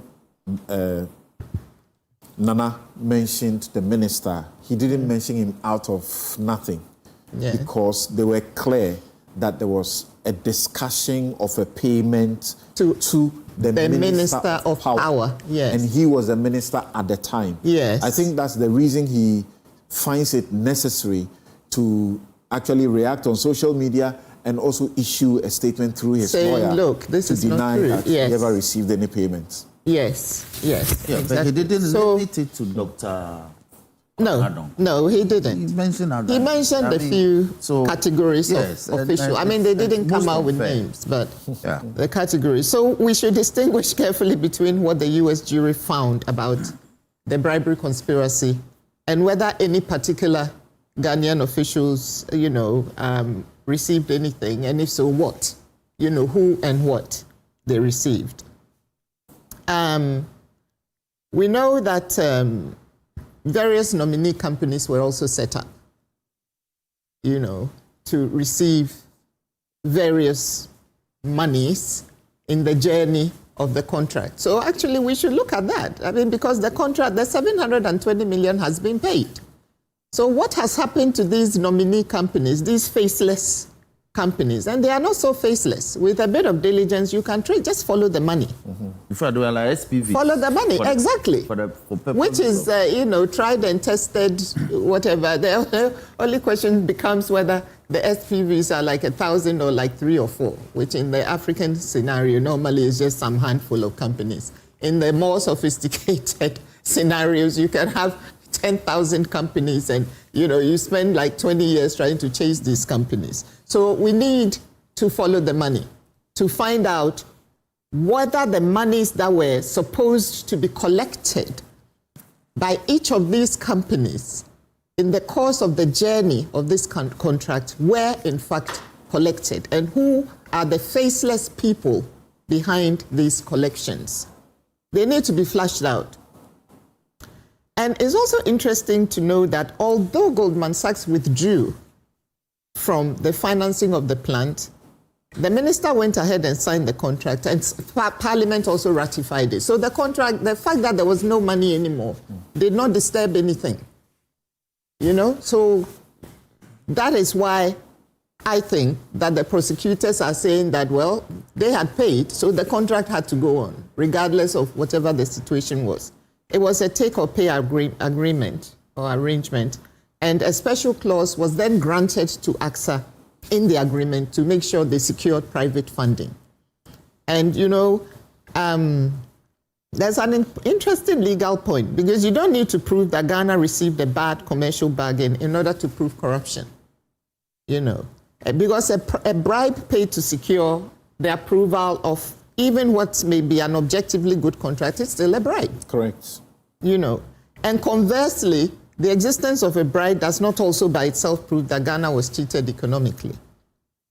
However, in this case, the experts have told us that the commercials were not good for us, and the country was cheated economically. In fact, we were told that in that emergency situation, the procurements we're doing were lopsided, they didn't make financial sense. Yes, and here's the thing. The fact that we found ourselves in Dumso, which was a very serious situation and an emergency, did not wipe away the need for accountability. This is something that you can't say, oh, Dumso, and then do what you want. No. It did not wipe away the need for accountability, and that's why we are where we are. Typical of what today. happened in COVID. Exactly. As if exactly. during COVID we made procurements without free for all. being accountable. Yes. So we have to keep harping on that point, because every time we have a black swan event or some kind of situation like that, it seems that certain steps are taken which don't inure to our benefit. Right. So there are two questions that I think Ghana must absolutely pursue. Where did the money originate from? And who provided the money for the bribe? I mean, to an ordinary logical person, I think the answer is obvious, but it has to be established as an established finding and fact. And who received the bribe? Because everybody is the Turkish company. Exactly. Yeah, actually. I think you acknowledge that, but you are not saying it exactly. as Okay. Exactly. So, as for Mr. Beku, his conviction establishes his criminal liability. So that's that. But from our perspective as a nation, it's not enough. Because in a bribery situation, you have the payer, you have some intermediary or intermediaries in between, and then you have the receiver or the recipient on the other end. So the Beku conviction answers the question of the intermediary. He was the one who was in the middle of the whole thing. And then we know from this who paid. So the receiving point is what Ghana has to interrogate at the moment. And I think that's what they're going to, the Attorney General and his team and the OSP and their teams will be doing. You know, a take or pay agreement essentially transfers an important part of the demand risk onto us. It transfers it from the producer to Ghana. And in this case, you know, out of 370 megawatts, 332 was guaranteed. I think now that has been renegotiated to 40% or something like that. And I mean, 90% it's astounding. I mean, it's not something that you find ordinarily. So we as a nation assumed a very substantial fixed payment obligation for which we suffered. And in the end, thankfully, it was renegotiated. Even though I think there've been talk about the tariffs being quite low and all that, it's not as simple as that, because there's a lot of, you have to look at the actual burden or a financial burden overall, not just jump to the headline figures of the tariffs. But, you know, be that as it may, even a relatively low tariff can become expensive if you are contractually obligated to pay for power you don't need. In this case, we were using only 70% of the total, 17% of the total capacity, you know. So for me, there are questions that we need to answer for ourselves. Was it indeed intended to influence the award of the contract? I think the US court has answered that question. Was it executive approval involved, parliamentary ratification, financing, implementation, and then, as I said, most importantly, who in Ghana actually received the money? You know, so for me, what did the Holy Rain buy? And what financial loss? Let's quantify the financial loss that we suffered as a nation as a consequence of all of this. Right. May I? Hold on. Okay. Yes, Bonfe, let's have your take on this. Hi, Doc. Thank you. Yes, Samson. Yes, go on. Good morning. Thank you very much. So as I listened to my brother and friend Ben Boache and considered some of the materials I gathered on this particular matter, and listened to my friends in the studio as well as my brother on the other side of Zoom, I thought that I should ask this question. Why and how come that in an attempt to solve problems for this country, we end up compounding those very problems and making them more murkier? This is just one instance in the crisis of power issues, doomsday as we called it. We're trying to call in help, solution. We ended up doing things against all the advice and the precautions, because according to Ben, and ASAP has been doing a very good job in the energy subsector. Nobody listened. We allowed this to happen. Whatever happened, as we understand, only 16% of what AXA was supposed to do actually got done. I hope I got that figure right. Yes, please. Now, what I want us to be careful about is a caution that my brother Dafia Mopo, multinational companies in their dealings may be reporting certain figures on their books, when in actual facts on the ground, that is not what is happening. 2, any person in Ghana who may be culpable did not have the privilege or the opportunity to appear before the courts in the United States to respond to the allegations of this. And you know better than I do that in any claim or charge of bribe, there is a giver and there's a taker, and they must be both. They both must be, liable or must be questioned to be able to establish that it indeed happened. So that's why I will agree with my brother Dafia Mopo that we should be very careful the names that we mention when there were no actual names mentioned in the report, but titles and ranks were alluded to here and there. Don't forget, one single name that has come up is that of Dr. Akobna Dongo. Here is one man who has also responded to the charges and therefore give credence to why those who even alleged or suspected he could be the one, could have been right in their hunch or their hunch or their suspicion. But he has responded and denied that. We need to remember that this is one man who, on principle, resigned his position because what he had actually said would happen, happened. That if he failed to resolve or lead to the resolution of the energy crisis within a year, he will resign his position. He resigned. That's honor. That's an honorable person. So I'll be very careful when I am talking in respect of such a person. That is not to suggest that he's clean or that he's innocent of the charges. I'm only concerned that we should go into it. But there's something much more worrying for me.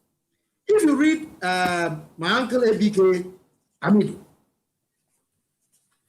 in his very recent article titled, "Will President Mahama Stop Deceiving Ghanaians and Tell Us What Happened to the OSP Investigations into the AXA bribery deal?" In this, makes reference to an act sometime in 2020, on the 16th of April 2020, on this subject matter. And he raised the issue that I think Dafia Mopo was right on, and my brother Bafo must concede this, that Beku was appointed by the previous regime to a sensitive position as chief executive without any background check, who should have flagged him as not fit for purpose was a problem for the last regime. What due diligence was done? Where was your intelligence? What was done to check that this guy coming to occupy that position was okay? It wasn't done. If it was properly done, he would not even have occupied the position, let alone now say that he was resigning. And according to Martin Amidu, he says he was able to wham, like a worm, smartly got himself into the appointment as managing director of TOR. So we need to look at this. Then it takes me to what OSP and why I agree that yes, the Attorney General is talking with problems. It is problematic. So is Parliament. And yet, even though we may not say, we say that we can trust them fully, yet we are obliged to deal with these institutions. So yes, there's doubt. Yet we have got to work with these institutions. What we can do is to say that we open up and discuss beyond the Attorney General's office and Parliament, because the two institutions all have something to do with where we are now. What can be done? I want to suggest that there is a cross-sectoral committee or commission. Issues have come up. How are we dealing with them? And so many other things that are ongoing in the bid to solve problems, we compounding those problems or creating more. And the sad irony of it is that it does appear that any attempt to claim to solve a problem seems to be benefiting people. That's why those problems persist. And we never truly get any problem resolved totally or fully, because people profit from the existence or the persistence of the problems. How can we overcome this? And that's where I want to refer to the prophetess, or if you like, the theologian, even though she's not accepted as a theologian in her own denomination, Ellen G. White, in something she writes in the Acts of Apostles at pages 318 to 319. This is what she says: no matter how high the profession, he whose heart is not filled with love for God and his fellow men is not a true disciple of Christ. And no matter how good we may be in our professional calling, if there is no love, accentuating love, underpinning love, engendering love, focusing or emphasized, we would get so many things wrong. And so I raise the question: is there love for country? Is there love of fellow human being? Do we care about our own resources that eventually get dissipated that could have been used for some other important issues that will solve the problems of our country? I beg to say that the answer appears to be a big no in most of our deals. That is why we need to call on ourselves to conscience first and foremost. We must do it right to ourselves. What should we be doing going forward? And save ourselves from these perennial challenges. This one will come. What we should be doing is first and foremost follow the money, as my sister Vicky has said. That's number one. Number two, who should follow the money? That has happened or that took place under the OSP. I mentioned Parliament. I mentioned the Attorney General's office, Mr. President, the National House of Chiefs. I've talked about CSOs. We should, all of us, even though we have issues of trust, we have no option but to go into these things. So yes, let's give ourselves the benefit of doubt. Go into these things. And at the end of the day, I am sure that if we accept that our problems are dissatisfactory enough and we are not comfortable with them, we want to overcome them, we shall overcome them. It does appear that we are not dissatisfied with our problems. Should law enforcement be the ones to deal with this, or we should be doing what is proposed by the NPP? I mean, what the NPP is proposing will not be enough. At the end of the day, another commission of inquiry, and then where does it end? Already, according to this document from Mr. Martin Amidu, there is some, something lest I forget. I heard that the U.S. court had some assistance provided by the OSP in this country. And our OSP has said that they actually were in line with, in touch with the FBI The prosecutors, What is it that the OSP, the U.S. prosecutors said this by themselves. They said that they received significant assistance from the office of the special prosecutor. Yeah. They also mentioned the Attorney General, not Yokodo. I've seen it. Good. I've seen it. So these are facts that are before the U.S. court. The Ghanaian public that pays the OSP and pays the Attorney General, what have they told us? My brother, and I think this one you agree with me, that the Attorney General owes it to us to tell us what information he has, or he should be seen taking steps to actualize what information is available to them regarding this particular matter. And I want to conclude on this. Do you realize there may be wrong painstaking effort? Do you realize there may be some difficulty when the institutions that Nana Bafo speaks about may have to be engaged in this matter? At the time we were talking about, of course, we know that the PURC is mentioned, Greco is mentioned, receiving those monies, VRA, an engineer is mentioned, right? Of course, when all this was happening, the Attorney General's department at the time would have been the ones to give legal advice and to give the necessary approvals that were required. Do you, on the basis of this, appreciate somewhat the NPP's position, particularly that the current Attorney General was a deputy at the time?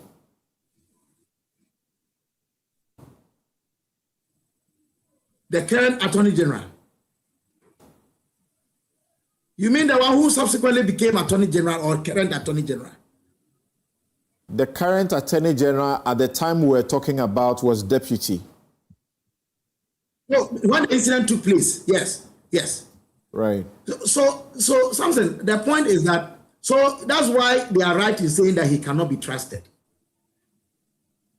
But that's not their basis of not trusting him. Their basis of not trusting him is filing of withdrawals, discontinuance, or nolli prosequi in cases involving NDC. I'm adding this as an additional reason. I agree with them on that one. Mr. Hamidu has also said same. I'm adding that the fact that he was even the Deputy Attorney General at the time is another reason why he cannot be trusted. And yet, I go ahead to say the man that despite the fact that we cannot trust him, he has a duty and obligation.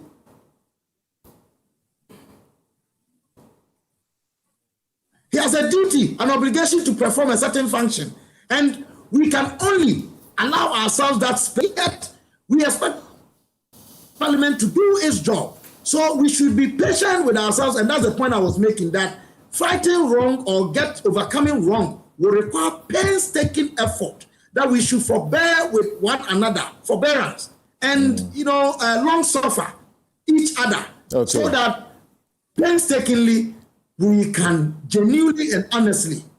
But our attitude should be one that is ready to confront the problem and solve it, and not to condone or, if you like, hide something because my sister Vicky is the one whose name has been mentioned, or it is Kobna Bonfe, your brother, who has been mentioned, and so we should take it, keep it under the carpet. That will not solve problems. We need to be brutally frank with each other and be godly. All right. Thank you. Now, I want us to wrap up nicely. I wanted Ben to be the last to make a comment so that we wrap up. Ben, are you still with us? Yes, I'm here, Samson. Good. I want in a minute or two, not more than that. Let's now figure out how exactly we proceed. We go forward. How do we go forward? Do we go to OSP? Do we go to Attorney General? How are we going about it? Martin Amidu references this as something that in 2020 the OSP was dealing with. Yeah. Of course, when you check the OSP half-yearly reports, you don't find anything there at the time. you will see that sometime in 2022, that is when the OSP comes into the matter. Yeah. And now, yes, so what do we do? Okay, so one, the impression that the turbines didn't provide the necessary capacity power supply, it need to be addressed. No, the supply was there, but we were not using it. Good. No. Because you see, the agreement, the nature of the agreement, I'm told was that, I haven't read the agreement yet. The nature of the agreement was that we pay only when they supply power. No, we pay whether or not they supply power. No, we pay only when they supply. So we need to check this out. And so the fact that it perform under 50% or 16% is immaterial. We're only paying them when they supply. So that's one. Then two, this issue about the laxity with which we have approached the matter. Look, something we can keep blaming, but I would prefer Dr. Ayini's position and the fact that he's taking steps to the fact that when Bekun resigned, like it was said, that the Attorney General at the time was Gloria Kufu. She didn't take any steps. Her deputy, Godfrey Dami, didn't initiate any process. 2021, Godfrey Dami became Attorney General for 4 years. So the MPP can say that they don't like Dr. Ayini. Yes, you may not like him. But the man, the second year into his reign as Attorney General, is dealing with the matter. Which one is more preferable? So they should stop talking. And let's allow Dr. Ayini to deal with this matter. The Yoko statement apparently has just been brought to my attention. Yoko actually traces how they have dealt with this matter and the assistance they have also provided to the US. So, even at a glance, OSP has indicated clearly, has been acknowledged that they provided some tremendous assistance. So there should be some material available in this matter. Yoko has also stated publicly that they have also assisted. So at a glance, two agencies have been working in tandem with the Attorney General to deal with this. So that should be a good news for us. So regarding how we should proceed, something, I think that we should have a team from Yoko because they've been in the middle of the matter already. OSP, perhaps some senior lawyers from Office of the Attorney General, a judge, and maybe one or two experts from within CSO, relevant CSOs, to look into this. As for Parliament, as a commission, as a committee, not a commission. Okay. As a committee of inquiry. Yes. For me, Parliament should distance itself. Okay. Because you see, we keep saying this, and she alluded to it. Even in the US, we have lobbyists, and they sponsor state officers all the time to deal with issues. Thank you. Point is so made. Parliament, we should distance ourselves from this. Nanaije, are you with us? Okay, we don't have him, but a key question that he would have had to respond to is that within the period of 8 years that they were in office, if they were really interested, what he's suggesting now, perhaps they would have done something about it. Is that not a fair question to ask, Vicky? Or they would have waited until the outcome, as we have seen now? Yeah, I mean, I think that basically, I mean, for me, they should act. They should have acted. Okay. You know, they were there for 8 years. They appointed Mr. Bekun to his position as TOR CEO, and they should have done due diligence before appointing him. If they had done that, we wouldn't be in this mess, you know. So these things for me are too important to be pointing fingers at MPP. He was appointed 2020 and he did just about 3 months. Yeah. And the matter came up and he resigned. Yeah. It is not until now that we have known that this is the actual outcome for the criminal process, even though there were civil matters that some of which, you know, he sort of settled. earlier. Yes. Yeah. Yeah, but I mean, look, 3 months he resigns. Should the government at the time not have looked into it? Because there was definitely a basis for that. Yeah, there was a basis for that. Who resigns 3 months into such an important, job? Yeah, you can't start being boss of Tor and then 3 months later you just resign just because of an allegation. I mean, one has to dig deeper than that. So for me, I think that the government at the time should have actually looked deeper and then contacted the authorities to find out. It was the news, the release by the And also, we don't know whether he decided to resign from his own personal whatever, or whether he was pushed by the government to resign. Right, but certainly he resigned when the matter began. When it began taking shape. Ben, having listened to my guests across the table, what will you say is your firm approach to this, including, if anything at all, should be targeted at AXA? Thanks. Samson, I think my first point will be on the point that Honorable Dafiamepo makes about the Attorney General not responding in time. I think my point was broadly about the state, taking action to defend the interest of Ghana. So that's If you track this case, it has been at 2 levels. There was a civil case that was ruled on in 2020, which actually convicted Mr. Beko of committing bribery in Ghana. So you expected the Ghanaian state to act to make sure that people who were responsible, at least if you could find them, could be held accountable. Nothing happened between 2020 and 2022 before the matter then became a criminal case by the Department of Justice. So if you saw it, the criminal conviction was actually obtained in 2020, August 2020, but it was under seal until 2024 when, on 2022, when the DOJ unsealed it. So there was a fallow period, even beyond the civil conviction, that no state agency acted.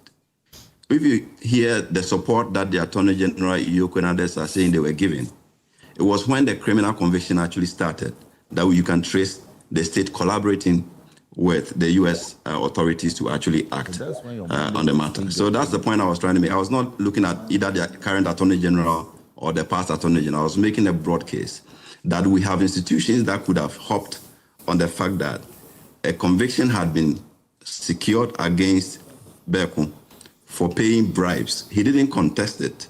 He just paid the 275 million charge, and then also the interest, about $54 million on it. And nobody thought it was necessary to look into it at the time. On the way forward, I think, as I indicated earlier, we need a broad introspection about how things happen. At this point, it's easier to focus on the minister or the high-level officials. But as I indicated, if you are a technical person who is supposed to inform decisions, and all it takes is $5,000, we should be interested in you. We should be interested in those agencies and the individuals who are supposed to be representing. If you look at the governance architecture and you interact with ministers, I have even seen situations where a minister wished that he could get a technical report to back his decision on a project or a government decision because of power brokers and influencers pushing.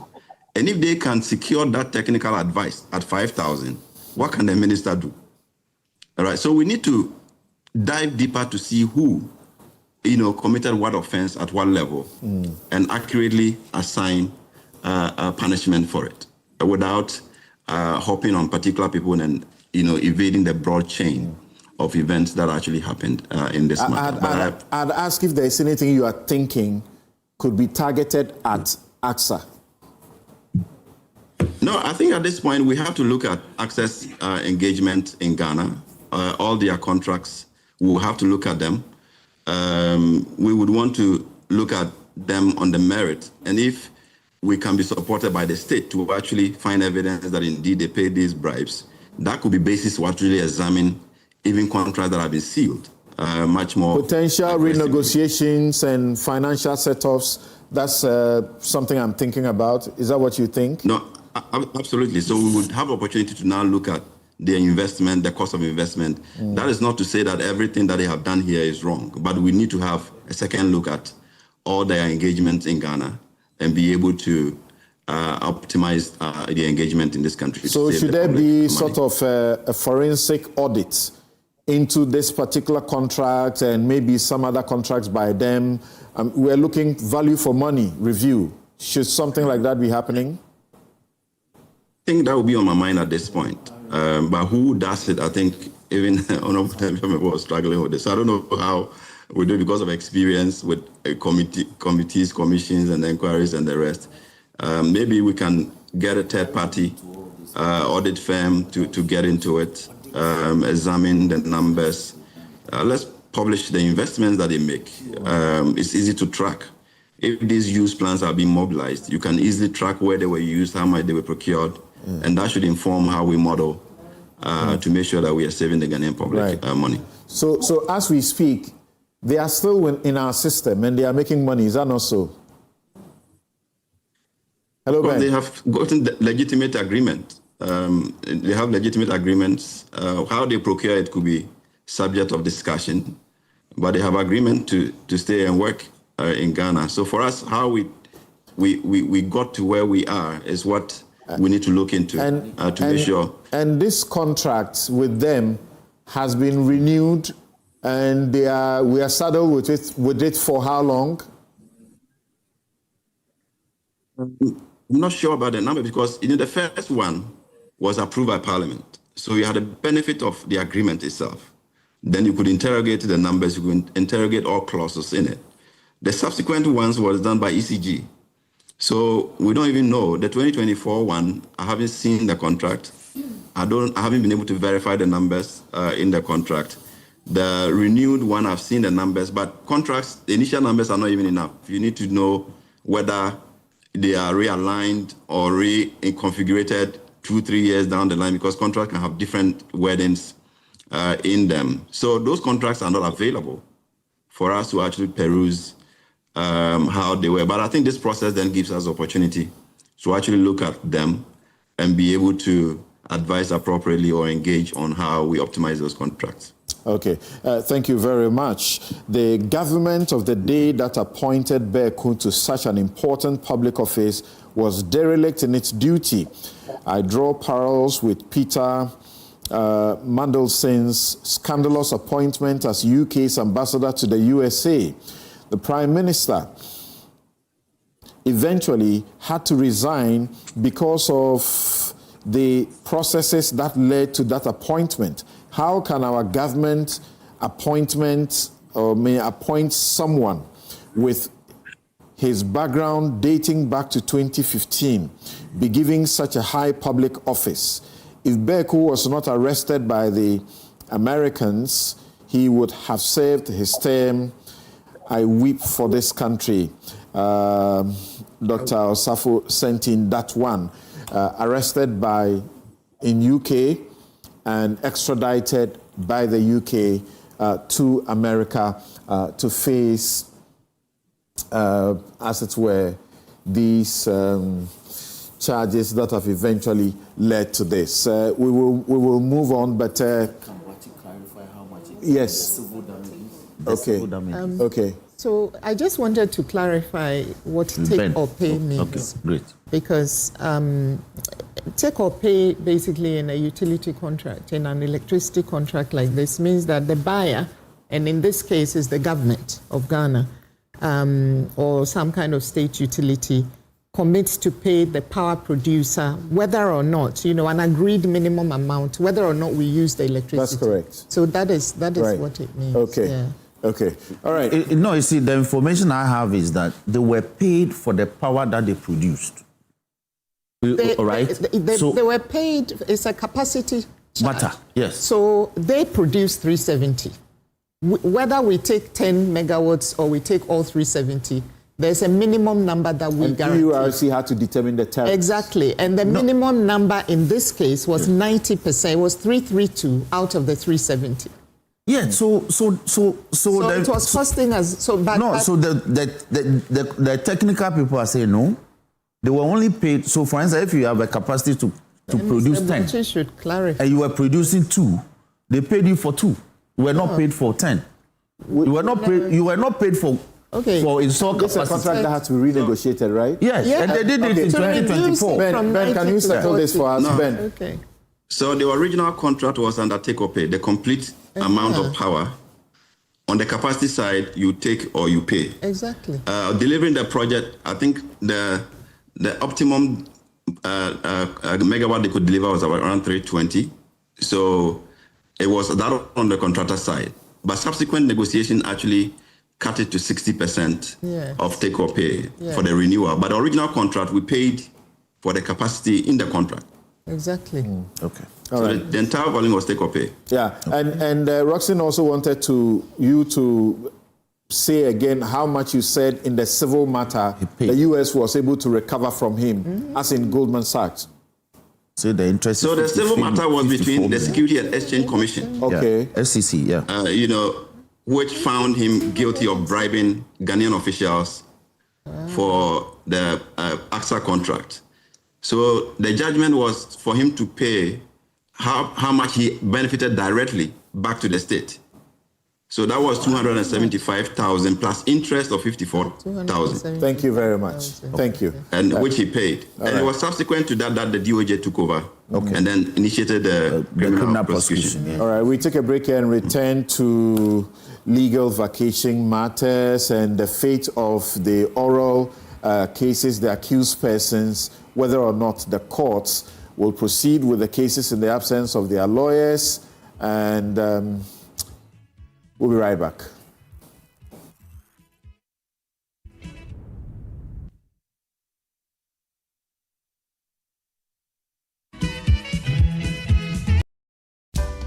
In my line of work, a confident smile is everything. Kale Charcoal Toothpaste keeps me on top of my game and ensures my smile is always radiant and bright.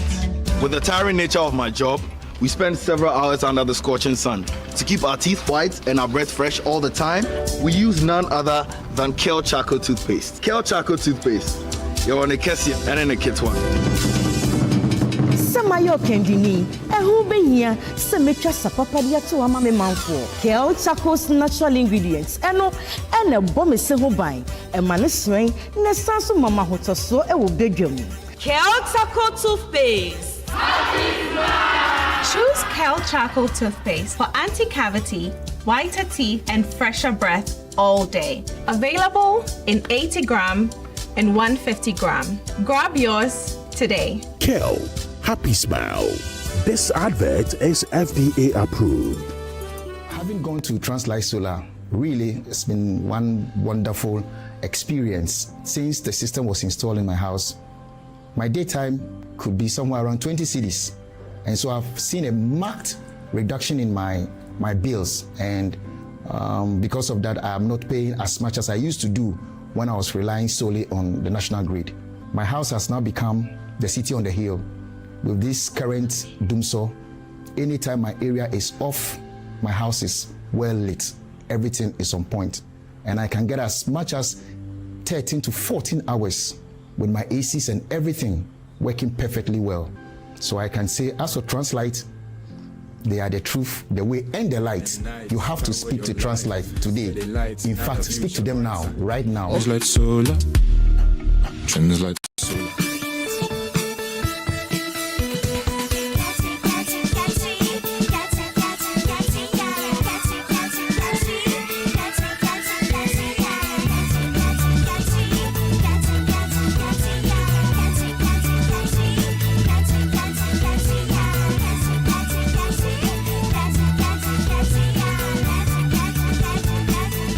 Day by Day exists in lotion, cream, soap, and more. Day by Day has 4 fragrance range.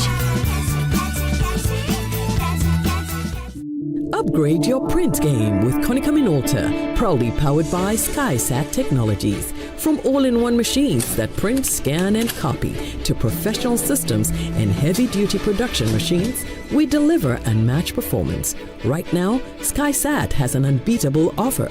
1 entire year of free servicing on all Konica Minolta machines.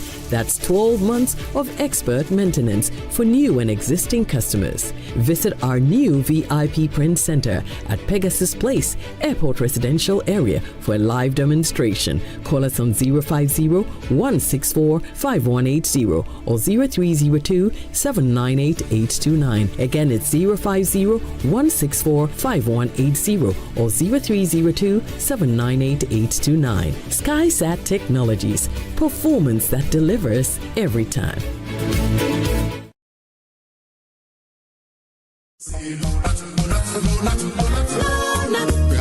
Malaria's remedy is Lonat. Therefore, we're gonna use Lonat to recover. You have malaria? Yes, are you shivering? Yes, yes. You got chills? Yes, take Lonat. First day, take Lonat. Second day, take Lonat. Third day, take Lonat. That's all. Lonat scatter malaria. Lonat scatter malaria. This advert is FDA approved. Yes, next. Hey, Nadia Benson, Asamo. Me didn't tum. Mr. Femi Kalika, just call me cockroach. Now, Mr. Femi once now. Hey, is that you? Improve car. Yeah. Captain was key to double the action.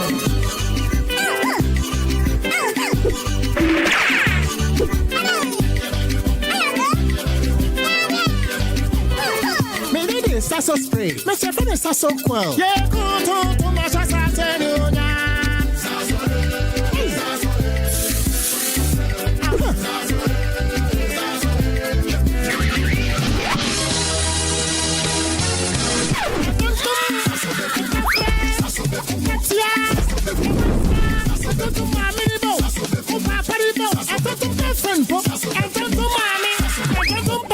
Sasso, come tum preko.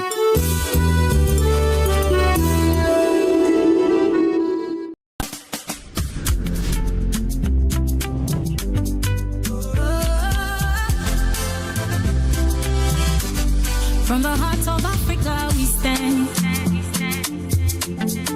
building dreams across the land. Every step we take your side, helping you rise, taking you higher. Strong as a group, close as a partner. Bank of Africa lifting you higher. African Bank with global reach. BOA make your future glow. Strong as a group, close as a partner. Bank of Africa lifting you higher. African Bank with global reach. BOA make your future glow. We go there for you night and day.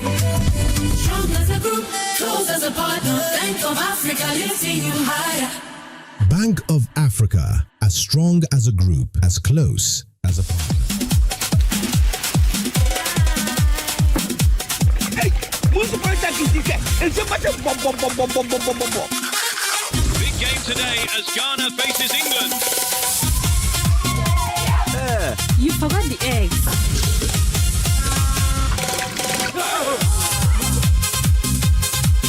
And the whole nation is ready. Shot on target. Oh, what a save! Benjamin Asari flying for Ghana. What is it? Politics is always safe. Every day, in the moments we love, we rely on clean and safe water that flows from Polytank. Mommy, good morning. Oh, good morning, my son. How are you? I'm fine, thank you, Mom. How about you? I'm fine. Joe, I just saw your mom doing her usual morning routine. Like, it was just 2 weeks she underwent a major colon surgery. Bro, see, my mom is doing perfectly fine, and we're all excited about it. It was minimally invasive surgery, and the recovery has been very fast. Minimally? Hey! No, wait. What do you mean by that? So they offered my mom a laparoscopic colon surgery. Laparoscopic colon surgery, which we accepted. It turned out it was equally safe with a very fast recovery time, and the cost involved too was very, very reasonable. She was discharged 3 days after the surgery, and you can see her, she's on her feet again. 3 days? Just 3 days, bro. Mean Tuber Hospital, first Ghana colorectal center, aimed to serve a peculiar health need. Palladium Residences in Achimota isn't just an address, it's the home you truly earned. Secure your place with just a 10% deposit and choose from beautifully designed modern apartments or spacious townhouses built for everyday comfort. This is more than a building. It's a vibrant, curated community with a clubhouse, state-of-the-art gym, and an on-site hotel, all at ABC Junction, minutes from Achimota Mall. Enjoy city energy while retreating to your private sanctuary. Call now to reserve your unit and benefit from limited launch incentives, including priority unit selection, executive pricing, and flexible payment options available. Don't miss the chance to pick the best homes. Book your private site visit today.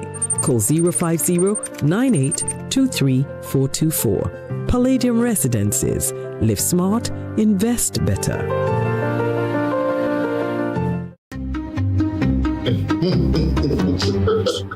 That's right. Did you see that? That is me. Without me, that tap would just be decoration. That's so. So when the water comes, where exactly is it waiting? Pipe.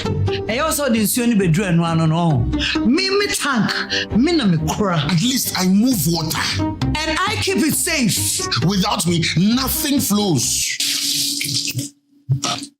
What's happening? I bring the life. I preserve it. Hey, why is the water going on and off like this? Maybe I can do it alone. Maybe I need you too. Strong, reliable, built for every home. Syntex pipes and tanks. The perfect water team. Syntex. Are you strong? Are you tough?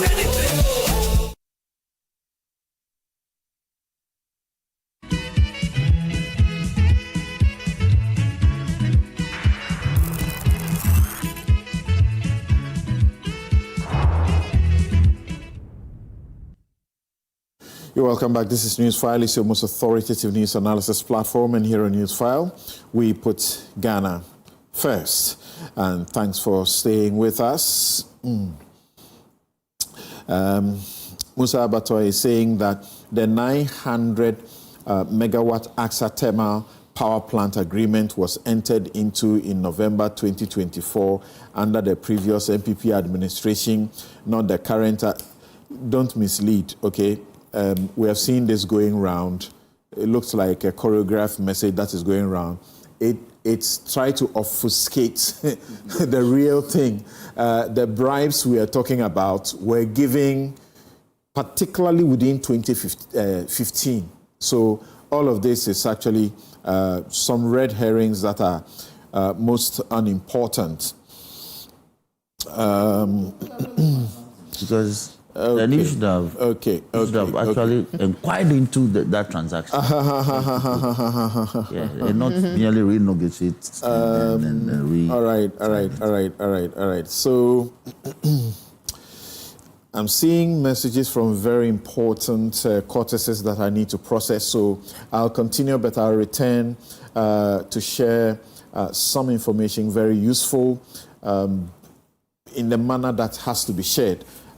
Regarding this matter as well. So let's go to legal vacation. The superior courts, that is the High Court, Court of Appeal, and Supreme Court, are on a 2-month vacation, which happens every year.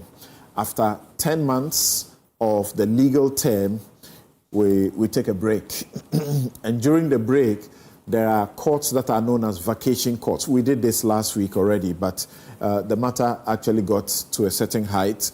And then we are hearing about suits to declare it unconstitutional, suits to declare the vacation warrants problematic, and so on and so forth. So there are courts that are set aside to sit, which traditionally we have known them to sit for emergency matters and so on and so forth. And then matters now are coming up. So one has to be very careful what they say. So let's go on that first and proceed. Yes, so maybe I'll begin with you, Vicky. Okay. What brought us here in the first place? Because it has never been an issue. It's so what never brought us been here? an issue, and it's become unnecessarily politicized. That's all our issues become, you know. Because, and for me, I mean, legal vacation exists. It has always existed, okay? And even the Judicial Service itself states that the long vac is for the Superior Courts runs from the 1st of August right through to the end of September. So, you know, it shouldn't, this is not a debate that ordinarily should bring us here. And just as a general rule, vacation is the general rule, but it's not an absolute jurisdictional shutdown because we know that activities continue.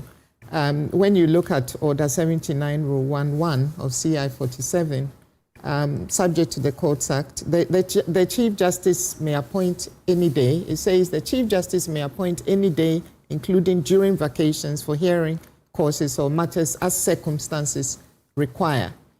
And then Rule 4 establishes that the vacations themselves are expressly subject to Rule 1. And this is important. So, as I said, it's the general rule, but it's not a jurisdictional shutdown.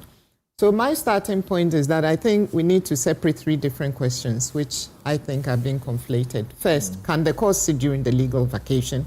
Second, can substantive criminal trials continue during that period? And third, and this is where Kojo Nkrumah's Supreme Court actions becomes interesting, even if the Chief Justice has that power, has it been exercised fairly, objectively, and constitutionally? I don't think the first question is particularly difficult because, as I said, Order 79, Rule 1.1 of CI 47 answers that question. The much more difficult question is how discretionary power has been exercised in this case. And Kojo Nkrumah has invoked the Supreme Court's original jurisdiction under Articles 2 and 130 of the Constitution. And his case is not framed, or what I've seen of it, is not framed simply around the proposition that judges can't work during the vacation. He's attacking the Chief Justice's warrants, directing judges to conduct criminal trials in what he has described as selective cases, relying principally on Articles 17, 23, and 296 of the Constitution. Article 296 is particularly important in this context because whenever discretionary power is conferred upon any person or authority in this country, that article provides that that discretion must be exercised fairly, and it cannot be arbitrary or capricious or biased in any way. And Article 23 also requires administrative officials and bodies to act fairly and reasonably. And Article 17 brings in an equality dimension, rather. Prohibition of discrimination. Prohibition of discrimination, so equality, basically, before the law. So the question is, if some criminal trials continue during the vacation period, while others do not, what objective criteria determine which cases are selected for continuance and which ones are, are sat upon until October when the legal year resumes? So that, for me, is the heart of this matter. There's an important factual complication in all of this because there's been an impression created by some of the public discussion that the Chief Justice selected only 2 or maybe 7 politically sensitive oral cases for vacation hearing. And the information that's available suggests that it's not quite accurate, to put it that way, because I think 26 vacation judges have actually been appointed nationally, covering courts across various regions in Ghana. And the warrants are not necessarily confined to individual named cases. So we need to be, I think that's an important fact to establish. On this platform last week, we dispelled that misleading information. Okay. That the 2 courts oral, that are hearing the oral cases were sort of singled out and set up to hear only these matters. And we gave the information about the annual ritual and the CJ doing not anything different. Because as a lawyer, I had the information in June that these will be the vacation courts. Actually, the first list came out, and then there was a second list that did an amendment that improved the numbers. So as far as June, I knew which courts will be sitting during the vacation. And they got what you call general warrants. But in July, the warrants for these courts also went to add to the vacation courts. And the warrants are in the same general frame. Exactly. Right. Yes. So it's wrong for people to still be trying to mislead the public on that matter. Except on that point, the lawyer Atachia, for example, I'm hearing from him particularly. He says when they went to court on the last day before the vacation, their last appearance before the vacation, the judge told them that he had been given a warrant to hear those cases. So that's what they heard from the judge. And that's what they also repeated to the public. It was not that they were intentional and seeking to mislead.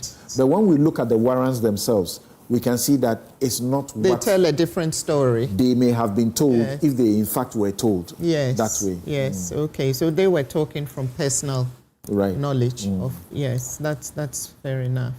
But this does not completely dispose of the constitutional question, because we still need to know why these particular part-head or newly commencing criminal trials are being required to proceed throughout the vacation. And that brings us directly to the Hanan case, because, Hanan, the former NAFCO CEO, and his wife are facing serious criminal charges arising from an alleged 62.6 million loss to Ghana.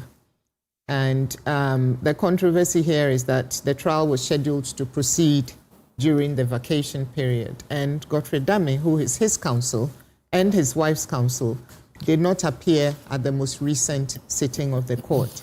And Hanan told the court that Mr. Dame has been unwell.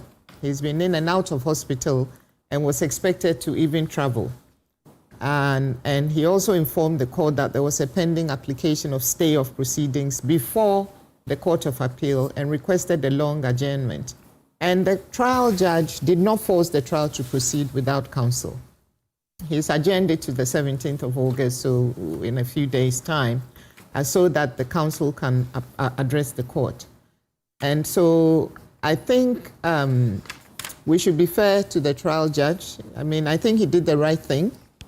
Whatever one thinks of the Chief Justice's warrant, his conduct at this particular sitting does not suggest that he was prepared to sacrifice the accused fair trial right, which is their constitutional right, simply in order to expedite the case. Conversely, the defense can't also automatically dictate when a criminal trial should proceed. So that's the other side of the argument. It is no question that every accused person in this country has an unquestionable right to a fair trial and to effective legal representation. But then, having said that, neither the accused person nor the defendant nor their counsel has a right to determine the court's calendar. So this is also something. And filing an application for stay at the Court of Appeal does not automatically stay the proceedings, until a stay is actually granted. So until a stay is granted, the High Court generally is entitled to carry on with the matter. And so there's also another constitutional thing that we have to look at, right? Because we also say justice delayed is justice denied. Right. Okay, so justice must also come within a reasonable time. And I think the public has a legitimate interest in serious criminal prosecutions being determined expeditiously. So I think the defense has some complaints, but I can understand why. I think the trial judge did the right thing by saying, okay, I'm giving you a few days. I'm not giving you till October yet. Come in front of me in a few days' time and come and talk to me, and then I'll make a decision. Article 296 is important here, because if the Judicial Service can say that these are the criteria that we've established for vacation hearings, these are the courts affected, these are all the cases satisfying those criteria, and they have all been treated consistently, then I think that Mr. Dame's constitutional, or Kojo Nkrumah's constitutional challenge becomes considerably weaker. But if the evidence ultimately shows that ordinary criminal trials were permitted to go into the vacation while a small group of politically prominent oral prosecutions were specially selected to continue, then the institutional challenge becomes a bit stronger. There's also the question of the injunction application, which raises a separate issue, because Kojo Nkrumah is also asking the Supreme Court for an interlocutory injunction restraining the implementation of the warrants and specifically preventing the two justices involved from continuing with the affected trials until the substantive constitutional case is determined.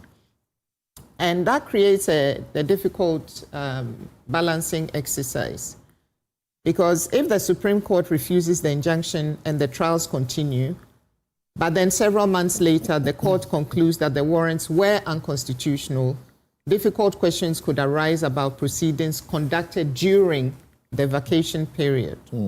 On the other hand, if they grant the injunction and ultimately find that the warrants were perfectly lawful, then serious criminal trials would also have been delayed unnecessarily. So it's a balancing act which, for the Supreme Court, constitutional, to balance the constitutional challenge against the public interest in the administration of criminal justice. Right.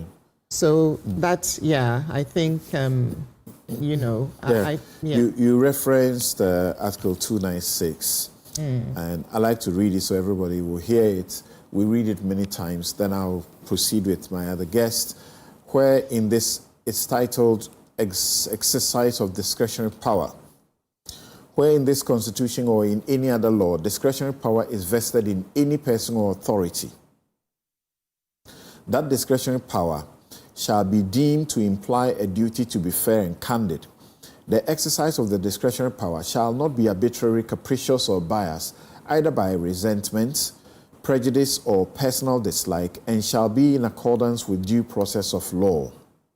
Now, pay attention to this. Where the person or authority is not a judge, or other judicial officer, there shall be published by constitutional instruments or statutory instruments regulations that are not inconsistent with the provisions of this Constitution or that other law to govern the exercise of this discretionary power.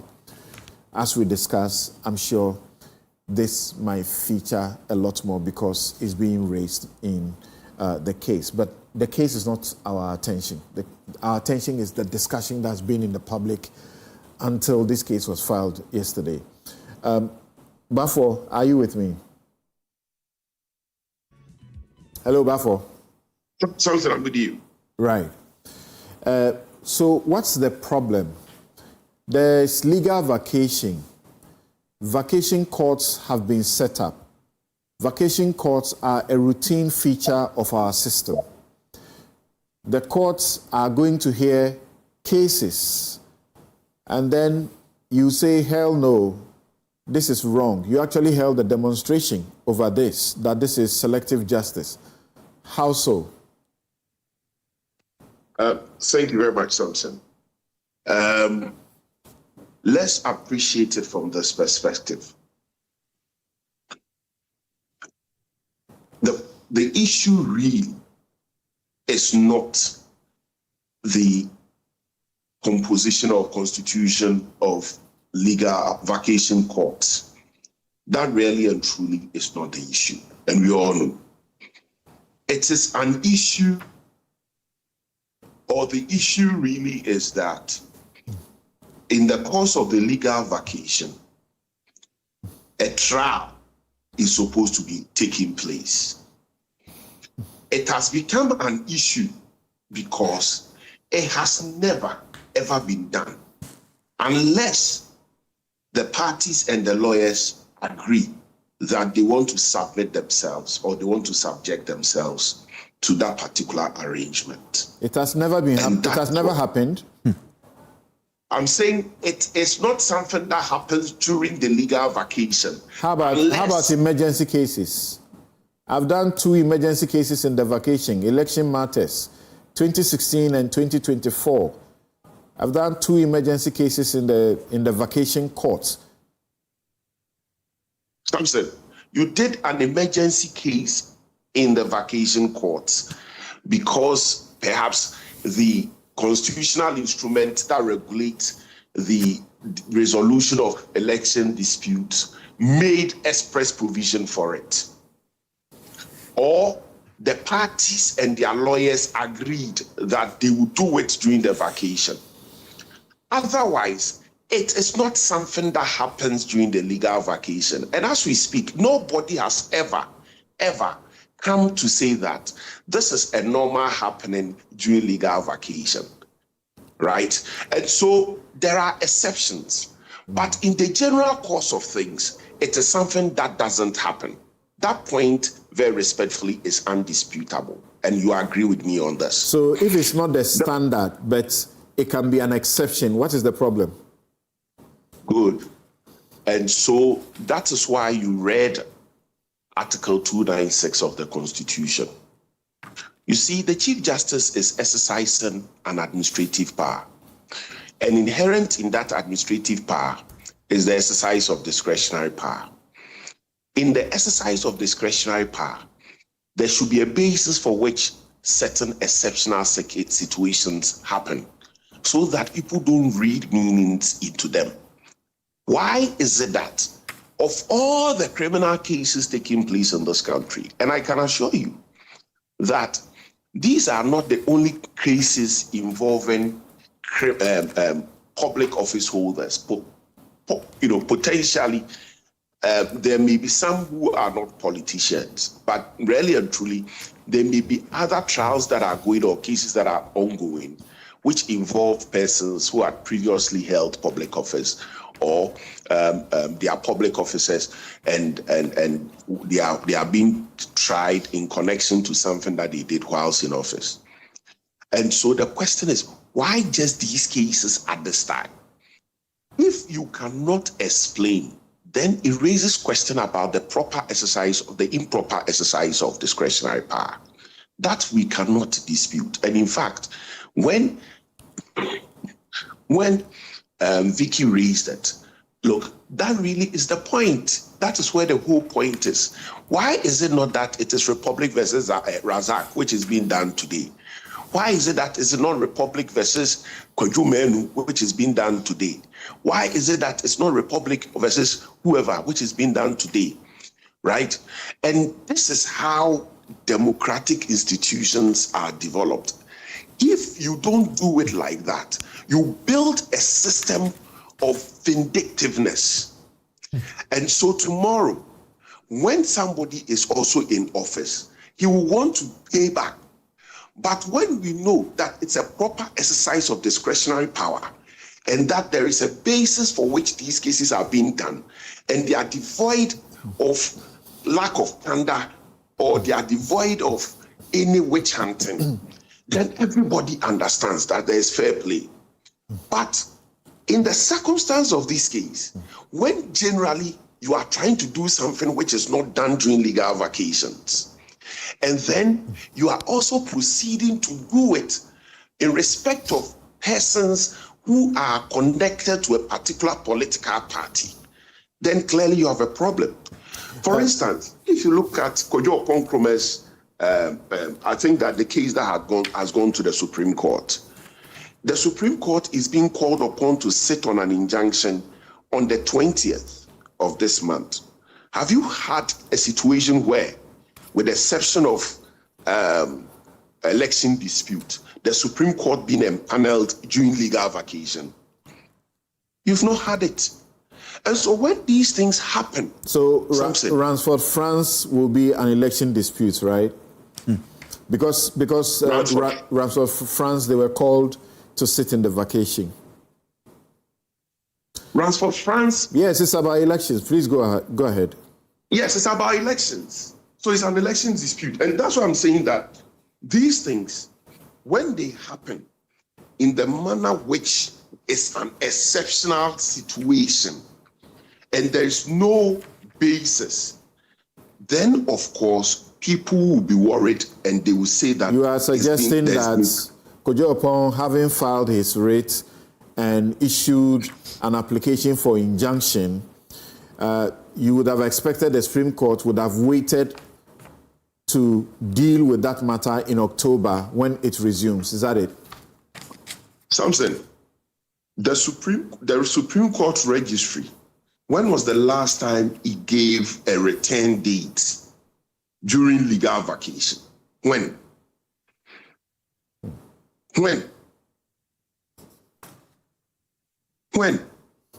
And so, if the Supreme Court is being called upon to sit during legal vacation, when we have not seen anything of its kind, apart from elections petition, and there's no yardstick, there's no guideline for measuring these occurrences, would that lead you to any other conclusion other than selectiveness? Are you unhappy because that potentially will dismantle the mischief?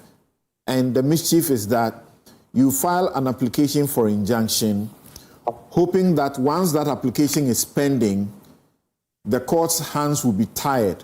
They will not be able to continue with those cases until we resume in vacation.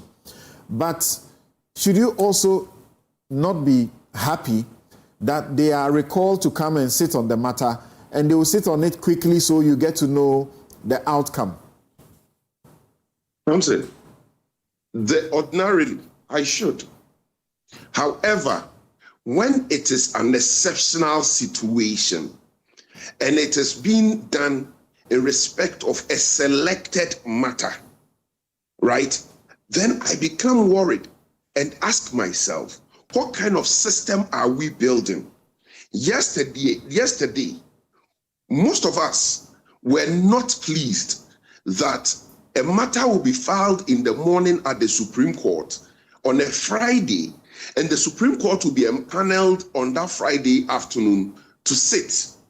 Most of us were not happy, right? Today, this is happening. If you continue like this, you make our democracy fragile. But is that not the speed and efficiency we have been asking for? Give us guidelines to ensure, for us to know that this kind of speed will be applied to all cases, not cases involving persons of the MPP. Give us that, okay? Because if you may accommodate me, let me make this point. Samson, we need to look at this matter within a certain context. And we have to be very frank among ourselves. Okay? We have to look at it within the context of how in time past we have not been happy with how the judiciary has been so cozy with the executive. Today, when you are doing things, right, in a manner which ordinarily, until this happening, could not have been foreseen. Samson, did you ever foresee a situation where the Chief Justice will empanel outside? Don't ask me questions. I'm asking you the questions. So not long ago, Afenyo Makin filed a similar case like that, and I'm talking about the injunction. I'm talking in a parlance that everybody else will understand. I want to try and strip my interventions of legalese. And you were happy that he filed the matter and by afternoon a panel was constituted and the case was being heard. The NDC was up in arms. That was too swift. So what is this? Samson, what it really is that in the same token that we thought that what happened yesterday was an exceptional case, which didn't have any prior guideline to make it predictable.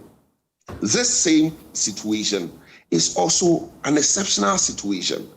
And when it continues like that, you don't have a situation of predictability. And you know that one of the cardinal principle upon which our law tribes, particularly those of us of the common law stock, is the principle of predictability. And that is why judges, for instance, are required, even though Article 296 creates an exception, there is supposed to be a guideline, either in case law or in the form of directive by the CJ. As we sit now, there's no such directive.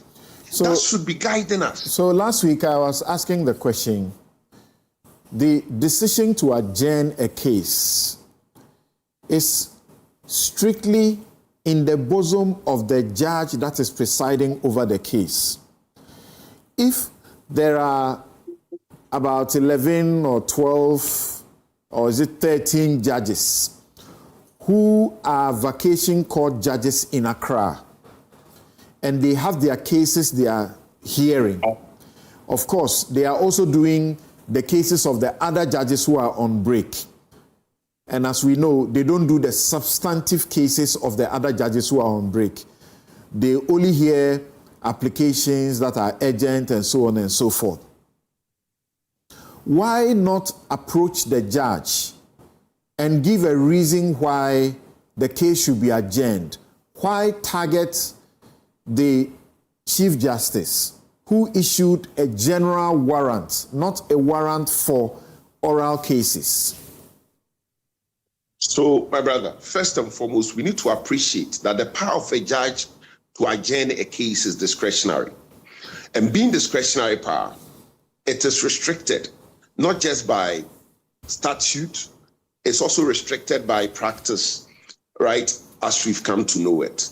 And therefore, the practice as we've come to know it, right, is what I have already stated being the general position. I agree with you. One of the options is to approach the judge. But from every indication, and indeed, if you listen to the commentary that was published in the case of Dubois by Justice Achibonga, my good friend, one of the things that came out was that the judge has said that there's only there are only two bases or two things that can stop him from proceeding, right? The only basis for which he will stop proceeding is when the Chief Justice intervenes. And so from the judge's own showing, it is the Chief Justice that can stop him from proceeding. You have seen the warrant. You have seen the warrant. Does he really need the Chief Justice's permission to give his adjournments? You have also heard the Chief Justice say what is obvious and what we all know. Adjournments are not for the Chief Justice. So he can actually adjourn the matter. He doesn't need the Chief Justice, correct? Well, the judge who has the power to adjourn the matter is now telling you that he can only be stopped from proceeding by the Chief Justice. What does that also tell you? After he says that, then the Chief Justice now says a judge doesn't need his intervention to adjourn any case, which is actually not something new the CJ is saying, which is not something the CJ should say, because that is what it is. Exactly. He has absolutely no business in it. That should tell you that we have a real problem on our hands. The judge that can stop proceeding with the matter is telling you that it's the Chief Justice. And the Chief Justice is also telling you that it is the judge. And so which is which? Who should we go to? As a popular musician said, who should we go to? Because the judge is telling you that he cannot stop it. It is the Chief Justice that can stop him. Now, the Chief Justice is telling you that it is the judge. There is something in this that we have to interrogate. And I think that the judge is really pointing to something. The judge is pointing to the fact that in this matter, my hands are tied because I am under instructions to proceed. It is the Chief Justice alone who can stop me. This is what the judge is saying. And that raises a fundamental question as to the independence at that level. Because we all know that when it comes to the exercise of judicial function, a judge is not under the influence or compromise of anybody apart from himself. And beyond that, Nana, you have seen, and beyond that, you have seen the warrant. The warrant doesn't say the judge, hold on, the warrant doesn't say the judge should hear only oral cases. So this is a judge who has his court and would have dockets that you have to attend to. So, having seen the warrant, do you think that the judge is right by saying that he needs the CJ to be able to adjourn any matter? Thompson, that is why I am saying that there's more to what we are discussing. Because I knew Justice Achibonga in practice. He's a very solid judge who knows his law, and I have a lot of respect for him. Justice Achibonga knows his onions. And like you rightly pointed out, there's a warrant before him, which is of general prescription. And therefore, he's not constrained by the direction of anybody. Yet he tells you that the only person that can stop him is the Chief Justice. When he's telling you that the only person that can stop him is the Chief Justice, what does that tell you?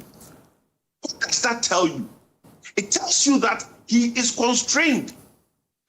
And do you sincerely think that this matter should be litigated in the manner we are beginning to see?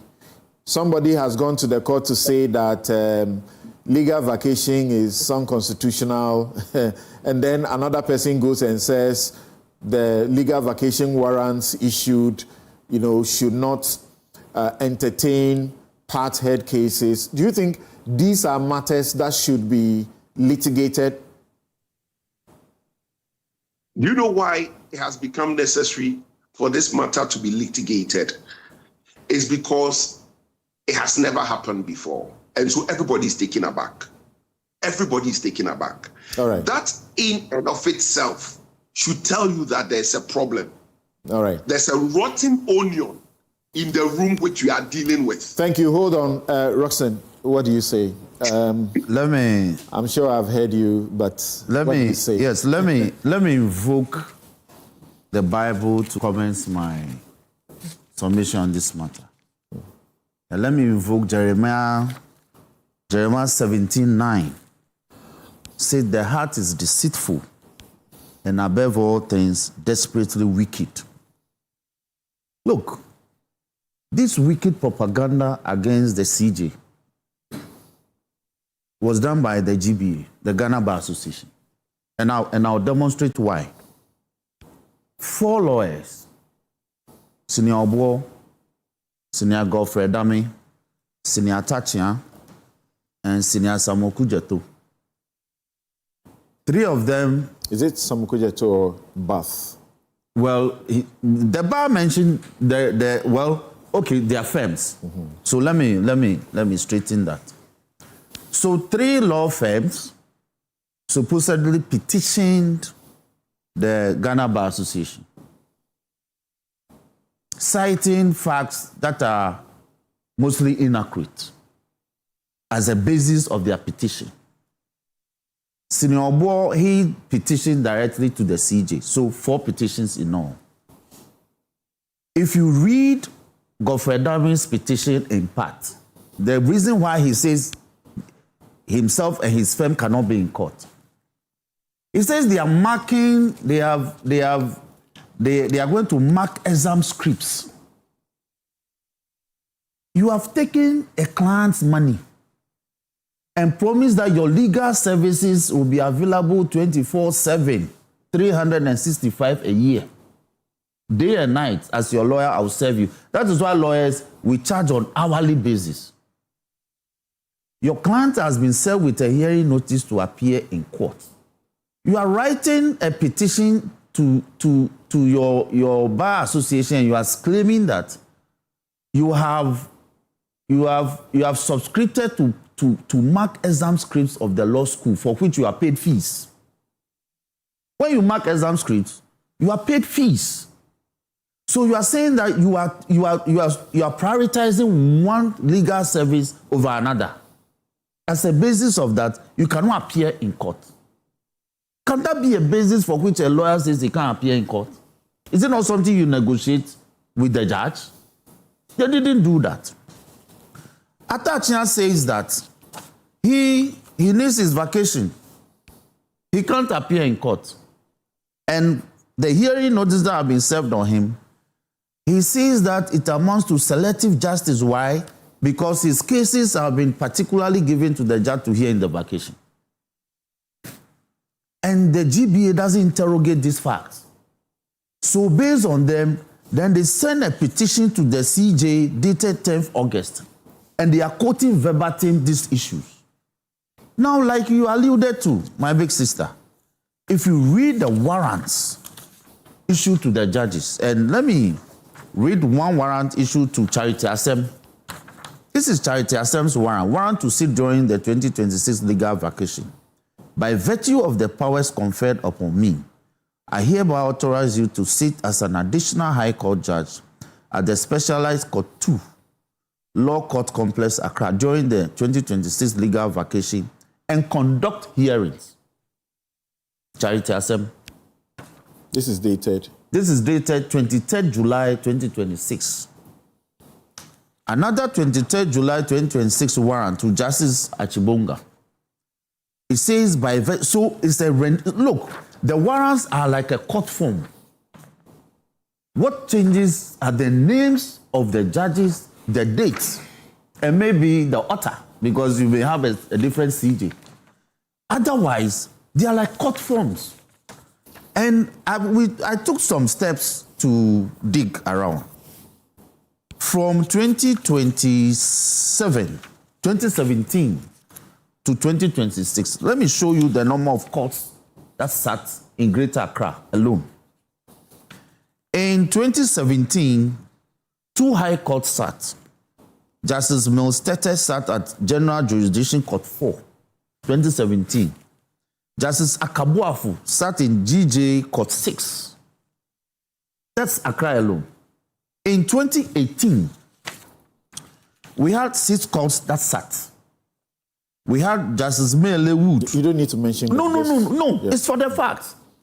Look. I mean the numbers and the fact that they sit. Okay. So in 2018, 6 courts. In 2019, when Godfrey Adami was then Deputy Attorney General, 11 courts sat. 11.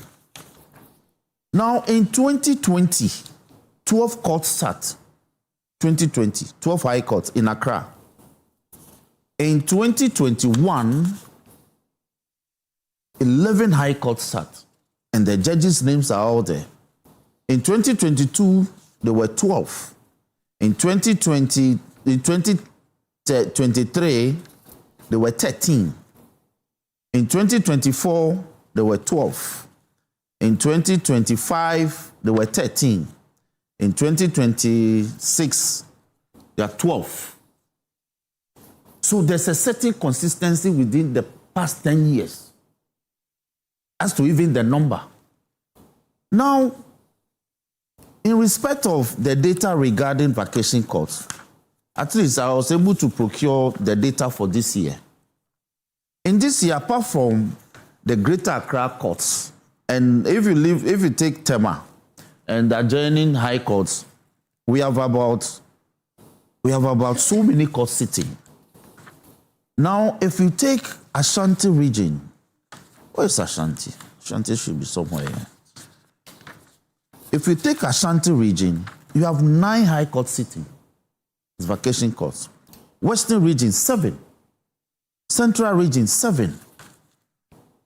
Eastern region, 7. Brown and Ahafu area, 5. Volta, 5. Northern region, 5. Upper East, 1.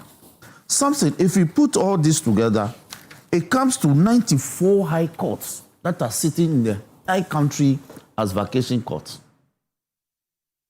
So wherein lies the issue of abuse of discretion? That to the NPP, and they've singled out only 2 high courts sitting out of this 94 in the entire country. Why? Because they have cases. These lawyers who are also aligned to the NPP have cases before these 2 courts. So everything must be politicized. And the GBA writes to the Chief Justice and claims that the Chief Justice has engaged in selective justice. When the GBA, as a professional association of lawyers, ought to have vetted the issues raised before them by the members before communicating to the Chief Justice. And they threatened the Chief Justice and said all manner of things in their petition to the CJ. Isn't the judiciary supposed to be independent? Can a professional group of lawyers determine how the judiciary should conduct its court and the time? Is it not set in law? Watson, please. Do they question vacation courts? Do they question that? Do they raise an issue that there shouldn't be vacation courts? Is that the issue? Let me read GBA's letter to petition, a portion of the petition. Okay. It is paragraph. This will be paragraph 1, 2, 3, 4, 5, 6, 7. Innocent parties in a trial, civil or criminal, ought to not be coerced by a judge to represent themselves at the absence of a lawyer, and is not considered willful during a legal vacation. No step whatsoever ought to be taken in the matter by the judge, apart from adjourning the case to dates proposed by counsel. Is this what the GB is telling the judiciary that is done during vacation? I ask you a direct question. I answer. And I'm saying that the GBA cannot be dictating to the judiciary. Yeah, that point you have made. Yes. Yeah. So my question is, yes, all these lawyers and the GBA, yes, have they questioned vacation courts that they are a rarity or they are unlawful or something like that? Have they said so? They have said so. They haven't. They have. Where? They haven't said so. They have. That there should be vacation courts. Have they said there shouldn't be vacation courts? They said they cannot, they don't want to appear before a vacation court. In effect, don't have a vacation court. No, they haven't said so. They said, you just read it. You just read it. Something. Yes. Have you read their petitions? I've read all of them. Yes. So they are saying. Let's not misrepresent them. No, I am not Look, I'm stating the facts. Okay. Now. So let's stick to the fact. Yeah. They are saying that, CJ, you have constituted a vacation court. Good. And even though you are within the rules, we, as the lawyers in matters that are before those vacation courts, won't go because we deserve our arrest. One is saying that I have been given money to come and mark exam scripts, so I won't come. Is that a basis to say that you want to appear in court? Godfrey Dami has about 4 lawyers in his law firm. But who is the managing partner of Samoku Jeto and Associates? They have 31 lawyers. Atachi has 17 lawyers. How do you write to a CJ that you can't appear in a court because you want to take a vacation? As by way of practice, don't we hold briefs for our seniors even if they travel? So this attempt to paint the Chief Justice bad in this matter. Can I ask questions? Yes, please. Okay. Please, by all means, proceed. So vacation courts are normal, correct? Yes, they are normal. They have not questioned that vacation courts are normal, correct? You just actually clarified that a while ago. Yes. All the problem they have with is that they don't want to be compelled to attend to the vacation courts. Is that correct? Okay. Now, there's nothing like compulsion. When you take your client's money, that I will defend you at all times, I will offer my legal services to the best of my ability, you are undertaking. Okay. In respect of your availability in terms of time and resources. If you can no longer represent the client because you value your legal vacation, you terminate your legal services with the client, you hand over his brief, he goes to look for a lawyer who can handle him. Fine. Now, you don't maintain the client and dictate to the court that even though you have 17 lawyers in your law firm, you can't find even one to continue the hearing in your absence. Now, that's the point I'm making. What is the standard for vacation courts in hearing of cases, as you have known it for the 17 years you have practiced? 16. 16 years. Yes. Okay. Now, the point I'm making is this. Sometimes your matter can travel into the vacation. It happens. So, as a lawyer, what you do is that you negotiate with the judge. So, my lord, you know this matter. We've spent some time during term time. And so, I think that in the vacation, even though we are supposed to continue, can we agree and do maybe two or three hearings and then we adjourn it to October? This is how you negotiate. Okay. I suspect strongly that if the Honorable Atachian, my senior, if he had appeared, so my lord, with all due respect, you know, the vacations, we take it easy. So let's negotiate and do a couple of hearings. And then from September, we move it to October. I don't think my lord would have disagreed. Okay, so from what you have said, the standard, as you have known it over your many years of practice, is that... And I've done serious cases in the vacation. Okay, that changes the question I'm coming to ask now. Okay. Because I just mentioned to Bafo that I've done 2 emergency cases in the vacation. Why were they called emergency cases? Because they are party primaries.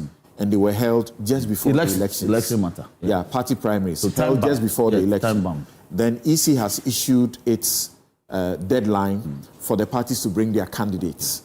So, for example, the first one I did, Kwesi Mintim, the judge finished the case on a Friday, gave the judgment on a Friday. Over the weekend, they did the primaries all over again, picked their candidate. By Monday, they submitted a candidate to EC to avoid, not having a representation. The second one in 2024, Wale Wale, that one too, the EC has a deadline. If the case doesn't get adjudicated quickly, if it doesn't get adjudicated quickly, then it means the MPP will lose the opportunity. Yes, it was time-bound. Do you think that those kinds of cases are what you call the real emergency cases that are done during vacations, or other cases? You can do other cases, regular cases. Oral cases. Oral cases. Are they emergency cases? Why? Everybody is calling on the government to expeditiously hear the matter. Indeed, me, if I were a lawyer in any of the cases, even the vacation would have been a favorable time for me to expeditiously deal with the trial. Because I'm interested in getting my client off. And so the expeditious hearing shortens the time that I will spend on the matter. So it's a principle that we must all appreciate. Samson, 2011, one of those Ivorian opposition leaders, Blake Guje, he was living in this country. He was arrested to be extradited. The arrest happened early July. The processes and the court issues spilled over into the vacation. And we had to continue. Were you compelled to do it, or you really wanted to do it? I wasn't compelled because I've been paid to offer my legal services. Do you write and say that, it's legal term, so I'm not going to appear? Have you had a situation where it was vacation and you appeared before a judge and he said, no, I'm sitting in the vacation whether you like it or not? Samson, you don't do that as a lawyer. I'm asking you, have you had that encounter? No, I've never. By our training at the back. This is the the encounter they have and they are complaining about. No, Samson. That wasn't the encounter. They are putting a spin. Look, what Bafo is alluding that the judge said, I have been warranted to sit in the vacation issued by the CJ.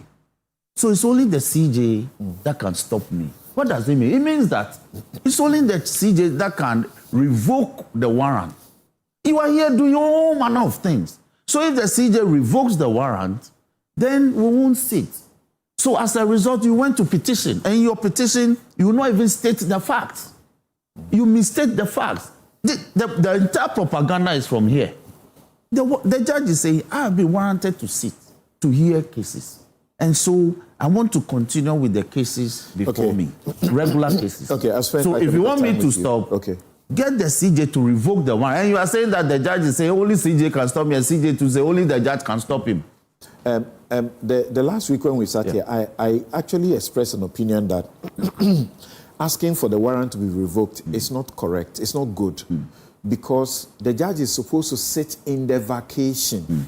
If the judge is not supposed to sit on just your cases, then if you say the warrant should be revoked, then it means the judge should not sit and hear other cases.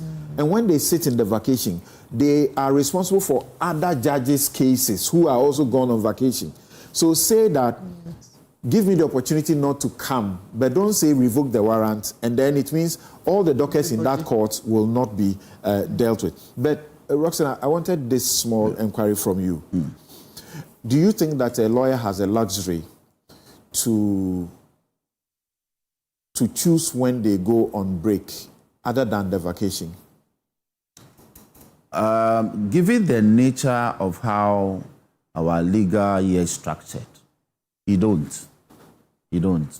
Because when the courts are in session, your cases are essentially, so you have the Christmas break, which is quite short. You have the Easter break, which is also quite short. So it is the legal vacation that we work with. But my principal point, something, is that is why we say lawyers should operate from a chamber. That's the requirement. That's why chambers are licensed. You don't operate like a one-man chamber. Because I get the sense that the complaints that they are like a one-man chamber. You raise that point with the numbers of lawyers. But again, as a lawyer, you know that there are cases that when you are doing, you definitely don't want anybody else to hold. Something is bad practice. Because my senior Charles Haibot, the Prehodo who trained me, when some of his most difficult cases, he will take you along. That's why you are announced. It's not for nothing that you are announced with your senior in court. So you follow the matter. It's part of the training. You have to be diligent so that, how about if your senior is on his feet and falls? You always have that should be the end of the matter. You should be able to take over immediately, bring it to a certain point, and take adjournment. So we must encourage that kind of structure in terms of how we train juniors and lawyers in our chamber. So something, we shouldn't encourage this attitude. I call it attitude. This thing should have been negotiated. Are you sure? Yes. Are you sure? Yes. That if this matter was not with people who are politically exposed, and you mean the people before court? Exactly. Okay. And it didn't become a political football. Yes.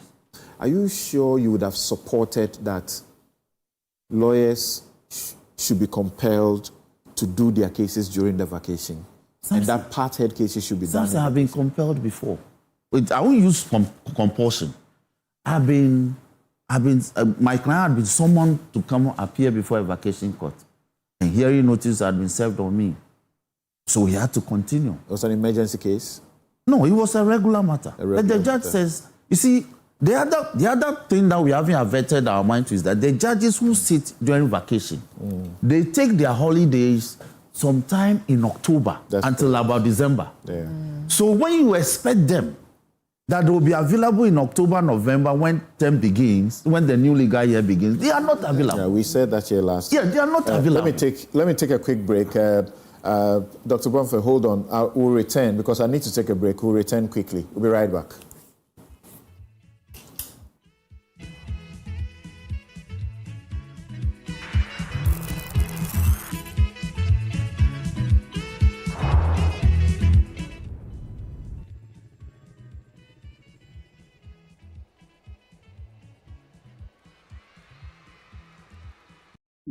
Upgrade your print game with Konica Minolta, proudly powered by SkySat Technologies. From all-in-one machines that print, scan, and copy to professional systems and heavy-duty production machines, we deliver unmatched performance. Right now, SkySat has an unbeatable offer.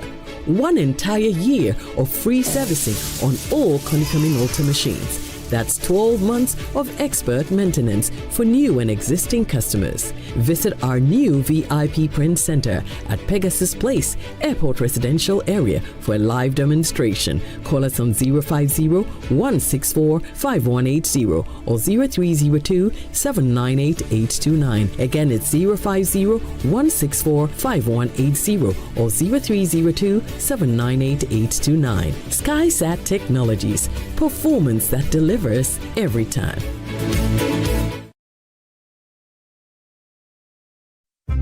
Late night study session, endless assignments, and now these urchins and mosquitoes. You guys are sitting here just have you done the assignment Mr. Pachi gave us? How do we do those assignments? These mosquitoes.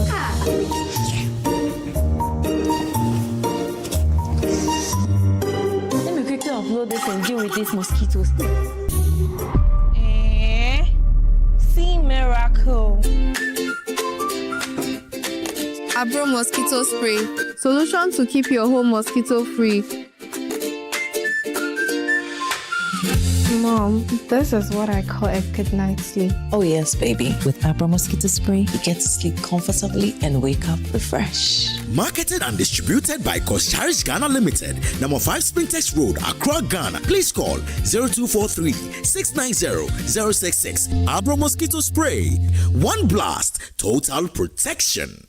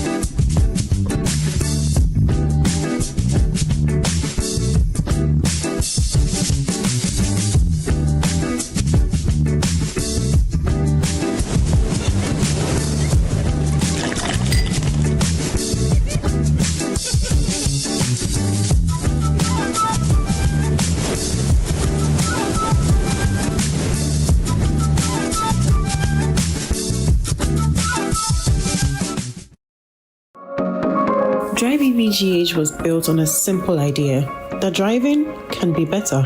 It can be cleaner, smarter, and more refined. Today, we offer a range of electric vehicles that meet you right where you are.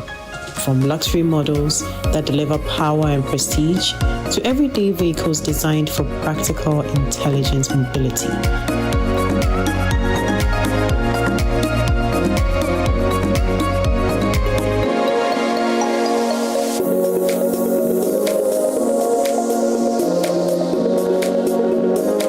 But we didn't stop at vehicles.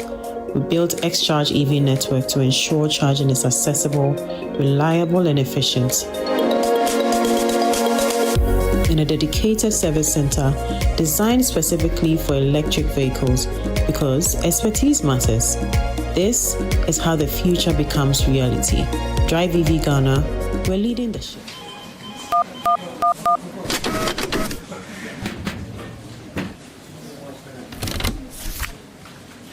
Why? What's wrong? Paper jam. Introducing Ghana's leading pay-as-you-copy photocopier leasing company. Lease an A4, A3, heavy-duty or production machine and pay for only the copies made or design your own payment plan. Simple and tietia. That's not all. Incredibly, toners, repairs, maintenance, follow-me printing, centralized tracking all come free of charge. Remember, financial prudence is the name of the game. Folks, forget about the expensive gimmicks and be smart. Join the hundreds of satisfied clients across all the 16 regions and every sector of the economy and save over 60% of your printing costs. Visit us at www.valexlease.com or call 0244-644048. Be prudent and lease a copier. Terms and conditions apply. Valex Lease is a wholly owned Ghanaian company. Valex Lease, affordable document management solutions. Hi, now let me share my wildlife experience with you at Safari Valley Eco Park. Welcome to Safari Valley Eco Park. Our electric shuttle pulled up, and in no time, our tour began. We were surrounded by wildlife from the moment we entered the eco park. We were greeted by experienced tour guides who took us through orientation and how to better enjoy the experience. Watch these animals roam freely in their natural habitat, undisturbed by our presence. We saw zebras, sable antelope, brown cranes, mara, silky chicken, nyalas, Shetland ponies, and so many animals I just couldn't keep up. Our tour guides taught us so much about the wildlife, their behavior, and how to interact with them. I even fed them. We also went fishing on a man-made canal. Then we took a break to have lunch in this serene environment. All this amazing experience for this price for adults? This price for teenagers. It's a bargain. As the sun began to set, it was time to go back home, but not before dinner by the campfire. It has been a thrill of a lifetime, and I can't wait till my next visit. Safari Valley Eco Park, bringing you closer to nature.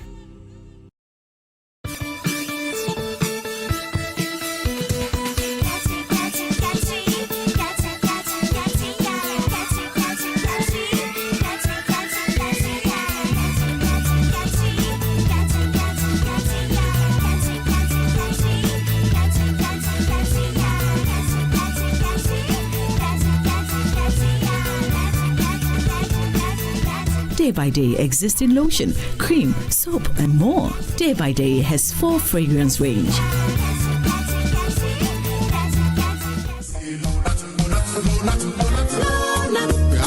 Malaria's remedy is Lonat. Therefore, we're gonna use Lonat to recover. You have malaria? Yes, are you shivering? Yes, yes. You got chills? Yes, take Lonat. First day, take Lonat. Second day, take Lonat. Third day, take Lonat.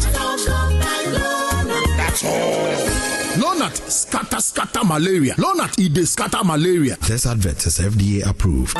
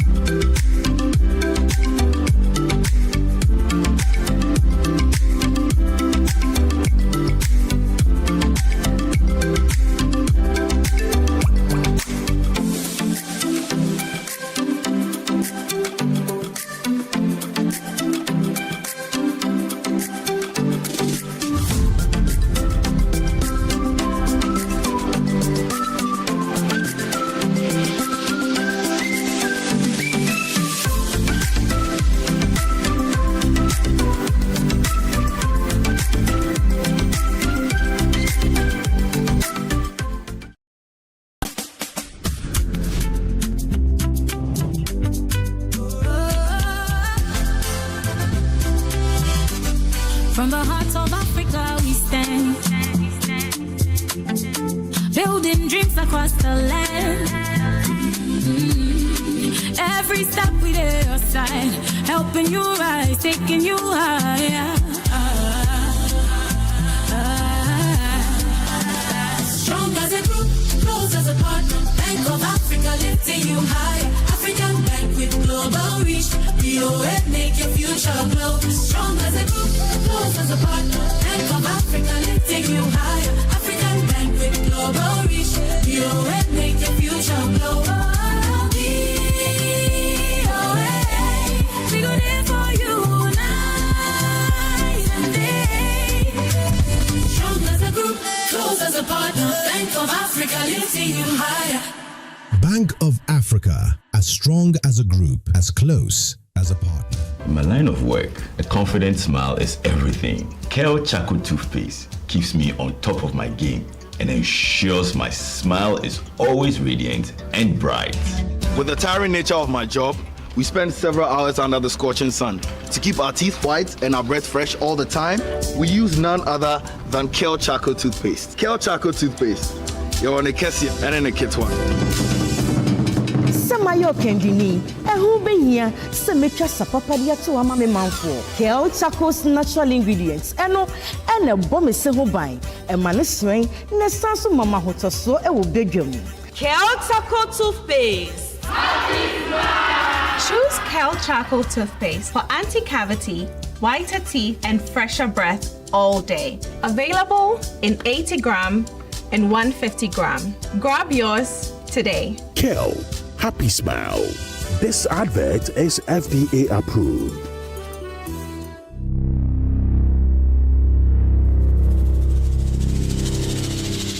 This August, the Super Morning Show is done pretending. Sustainability isn't just tree planting, it's whether the systems we depend on actually last. Lights that stay on, water that reaches the bucket, food that nourishes people instead of rotting away, roads that take us home instead of taking our lives. When things keep failing, that's a sustainability crisis. So this month, we're asking why.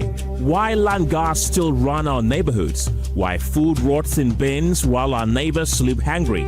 Why the road that killed your cousin still has no signage? Why half the water you pay for never reaches your bucket? Uncomfortable? Good. That's the point. Stay tuned to the Super Morning Show throughout August for Joy Sustainability Month. Sponsored by MTN and Momo.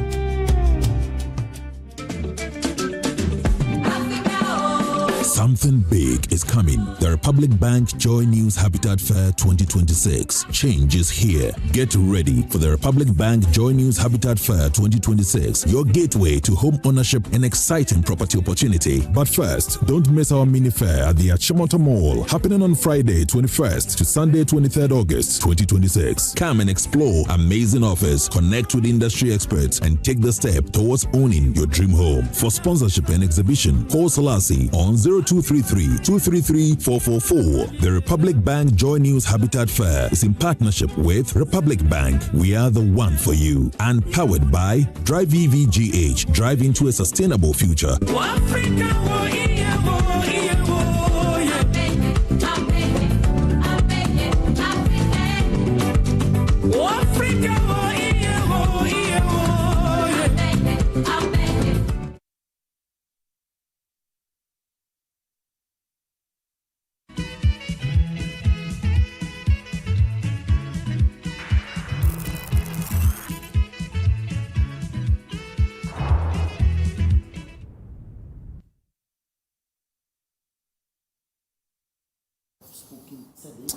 You're welcome back. This is Newsfile. It's your most authoritative news analysis platform. Here on Newsfile, we put Ghana first. Dr. Bonfe, what would you have to say briefly about this legal vacation conundrum and the possibility that the accused persons in the oral cases are likely to be compelled to do their own cases in the absence of their lawyers?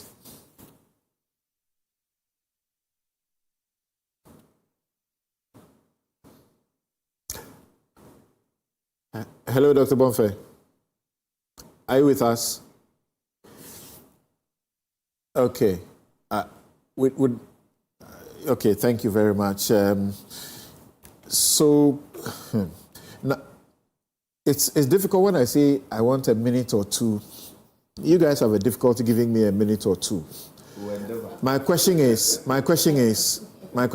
in a minute, should these accused persons be forced to do their own case if their lawyers don't show up on Tuesday? At least the two of them, they are going back on Tuesday, right? 17th. Okay.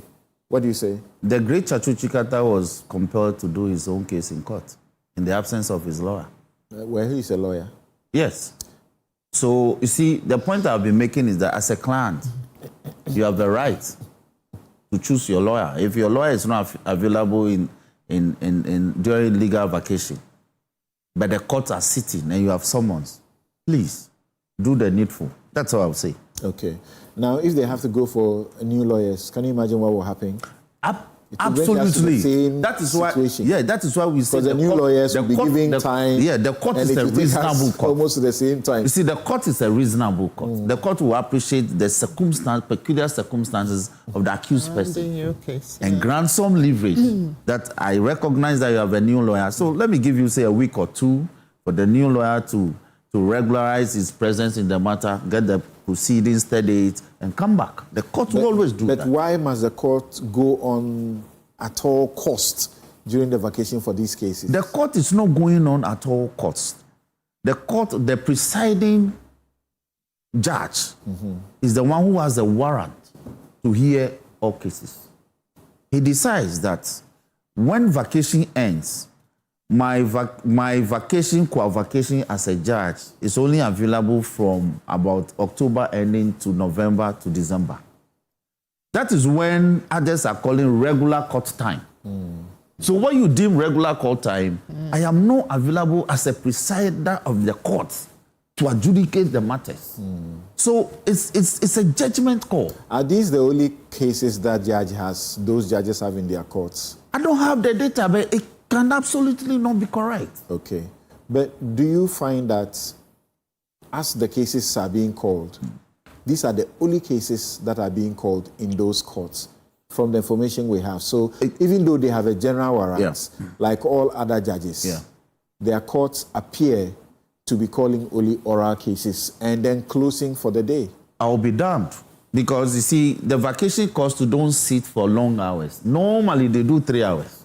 They sit from about 9, 10, 1 o'clock they are done. And only these cases? No. So I am saying that I'll be damned if that is the information.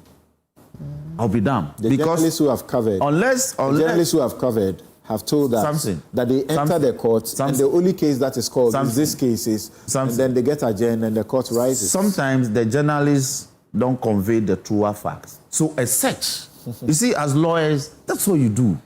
You conduct a search with the registrar of the court to find out how many cases were heard on this particular day. So it is your expectation that these courts will be hearing other cases? Yes, absolutely. Okay. Thank you very much. The journalist, at least the multimedia journalist, you have a job to do. When you go to court the next time, let us know which other cases these courts are hearing. Just go to the registrar. Yes, go to the registrar. Okay, you don't even believe the journalist. You want No, I'm saying the journalist should go to the registrar of the court. Thank you. It's easy. Yes, in the circumstance that the lawyers say they won't come because by their experience, part-heard cases are not done during the vacation. Aiko too spoke and said he's done over 40 years as a lawyer. He's never had to be compelled to do a part-heard case during the vacation. A part-heard case, if it has to be done in the vacation, is done with the consent of the lawyers because the lawyers are entitled to their vacation, and like he confirmed, a lawyer cannot go on vacation when the superior courts are in session. So they schedule their rest and other things to the vacation. So they have a legitimate expectation that during the vacation, they will not be compelled. Sometimes before she comes in, the same lawyers who appear before circuit courts in the vacation and do business. The same lawyers. I think it's fair enough for lawyers. At their leisure, not compelled. No.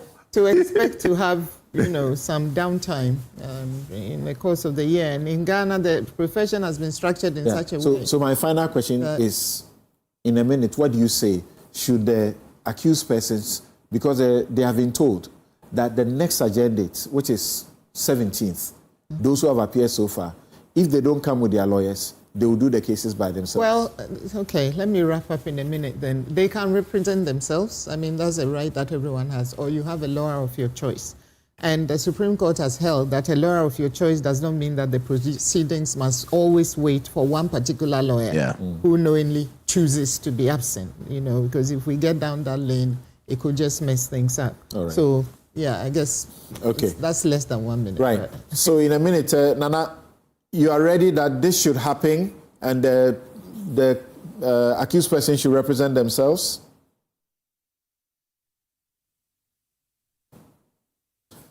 Okay. Okay, so Nana too is not responding. So let's move on to our next issue. Thank you very much. The next issue is that we have very limited time to be able to deal with this. But Dr. Professor Ebo-Texin joins us. Thank you very much, Professor Ebo-Texin, Associate Professor of Development Economics, Department of Economics at the University of Ghana.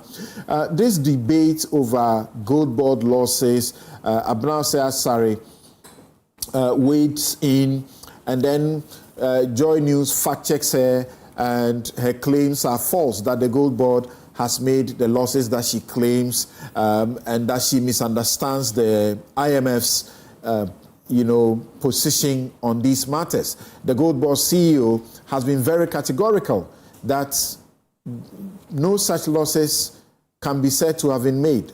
From where you sit, what do you say? Okay, thank you, Samson, and good morning to your viewers and listeners. Yeah. Yes, so I'll first start by saying that the gold purchase program, out of which we derive much of the issues about the Goldbod, is an intervention that you can call an economic policy intervention. And economic policies are public goods. So if you want to seek to maintain price stability, if you want to seek to maintain exchange rate stability, financial stability, and output growth, these are public goods, and they come at a cost. That's the first point I need to make. The second point is that the gold purchase program was intended to help Ghana build its reserve buffers with commodity gold. And therefore, when this program started somewhere in 2022, 2023, it was intensified to the extent that the central bank was building its reserves with gold.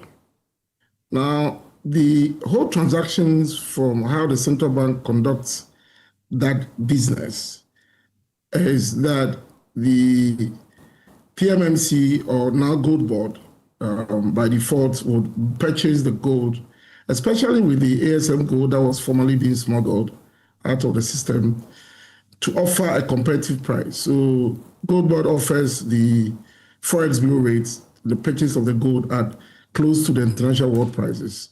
At least provide an incentive for people to stop smuggling the gold, at least from the point of view of the incentive. But the central bank, by accounting principles, will have to enter the value of that gold in their books at the Bank of Ghana rate. So the wedge between the two rates, by design, will mean that it will come at a cost to the central bank. And so that is one of the translational cost that has been on the central bank's book. And so that is the first part of the story. But then, in terms of Goldbod operation itself, if I read from what their financial statements and others are showing clearly, Goldbod as an entity itself is not running a loss. Now, the losses on the central bank's book are coming from a gold purchase program. And so it's not Goldbod losses, to put it rightly. And now what the IMF is communicating is that this is how much the central bank lost to the gold purchase program. And that was detailed in the financial statements of the central bank. If you remember, about 2 months ago or so, there was a lot of debate about the central bank financials. And that came out clearly that the central bank had incurred some losses from the gold purchase program. And if you check the central bank's accounts, you find that clearly stated there. Now, for me as a development economist, my issue at that time when this debate was going on was to ask the question that, is it only about the cost that we need to talk about, or the bigger picture of what a public good does to an economy that was going through crisis? And for me, I think that the focus of the discussion, as much as we want to talk about the cost, is look at the bigger picture of it. Something. In 2025, the exchange rate that was presumed to be, even by the IMF, was going to be the exchange for 2025 was almost 15.9. It was out of that the Ghana budget was prepared for us to make our interest payments for amortization and interest payment on our external debt. Now, through the Goldbod activity, which in its first year as a Goldbod added almost 40 tons of gold, valued at almost $4 billion US. If you had a conservative price of almost $4 billion US, meant that Ghana was able to add to its reserves and also support Forex intermediation on the market to stabilize the currency. That ensured that in 2025, the depreciation that had occurred previously in the years before was corrected by an appreciation of 41%. That ensured that our debt to GDP ratio dropped from almost 68% to 45%. That also meant that it was going to translate to lower city payments out of our revenues that we've raised for the payment of the interest, and then also as well as the amortization of some of the external debts. That came with a huge savings to Ghana, almost 7 billion cedis to Ghana, huge savings from that. Now, apart from that, the stabilization of the cedi has translated to a lower inflation. If you look at the crisis from 2022-2023, the central bank was able, through its initiative, open market operation and others, was able to reduce the inflation rate by half by the end of 2023. That continued, but inflation was a little bit persistent around the 20s because it was transmitting through the exchange rates, which was depreciating to inflation. So the fight against inflation by the central bank was a little bit difficult, even though there were policies in place to look at it in the next years or two for the inflation to decline. But the game changer was the 2025 appreciation of the currency. All right. That did not only reduce the rate of inflation to 9.5% at the end of 2025. Now, so for me, as much as we talk about the losses from the gold purchase program, I choose to call it that we are not Goldbod losses. Because the gold purchase program is what Goldbod is supporting the central bank to do. So from an independent, analyst perspective, researcher's perspective, and because we don't have time, I need you to state again for me in 30 seconds that Goldbod has not made a loss of $1.7 billion. No, Goldbod has not made that loss. It is a cost that has come to a central bank through the gold purchase program. And that, by design, the translation cost and all of that. And to also add that we've heard the central government announce that it was now going to support the Goldbod to do its own purchases. And so it's been budgeted. So I think that we need to look beyond this amount. And like I said, look at the benefits of the gold purchase program. Right. And also to look at the way forward in Ghana, trying to build reserves to sustain the stability that we need for the resilience that we need for this economy to transform quickly. Thank you. And so that is not a picture, yes. Thank you very much. Thank you very much. And that was a quick and straightforward one from Professor Eboteksin, Associate Professor of Development Economics, Department of Economics at the University of Ghana. Again, as I mentioned earlier, if you go to my Joy Online, there was a fact-checking of the statement as made by Abnal Sayar Sari, claiming that the BOG's 2025 financial report rates the 1.7 billion gold trade loss. And they made the conclusion, looking through the financials, that she had done a misattribution in the way she projected her views, and that claim was false. So if you had Prof, now it does look like we can talk about loss in respect of the gold purchase program and not to say the Goldbod. Those also present a bit of some interesting view there. What will you say, Vicky, maybe in a minute I think about for this? me, I think, we shouldn't lose sight of the fact that we are trying to solve an underlying problem, a structural problem, and because with the mass hemorrhaging of the value of our gold, because we all know we're one of the world's significant gold producers, and yet, a large proportion keeps getting out. So that is the statutory purpose of Goldbod, to formalize this system. For me, we need to separate the policy from the cost of implementing the system. And governments all over the world incur costs. Governments spend money, agriculture, supplementing this, supplementing that. And so the question should be whether there's a net national benefit in what Goldbod is doing. And I think the answer is yes. And that is the calculation the Ghanaians should be interested in and we should demand. So for me, Goldbod ultimately should be judged not by whether it's incurring a cost, but whether we as a country are capturing substantially more value from our gold because Goldbod exists and is doing what it's supposed to do.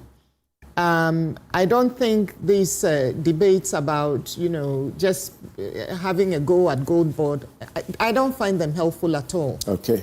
I really don't. And Newsfile is brought to you by Bank of Africa, as strong as a group and close as a partner. Chelsea University, educating ethical and entrepreneurial leaders for Africa. My Way Insurance, dial *165# on MTN to join My Way today. Syntex Tanks, it's strong, it's tough. Safari Valley Eco Park, bringing you closer to nature. Waylead, your trusted home builder. Bettel Dental, the smile starts here. Kel Charcoal Toothpaste, happy smile. Palladium Residences, live smart, invest better. Heritage Christian University, educating compassionate and entrepreneurial leaders. Abro Super Blast Insecticide, one blast, total protection. Valex Lease, affordable documents management solutions. And Ngumtuba Hospital, in to serve a peculiar health need.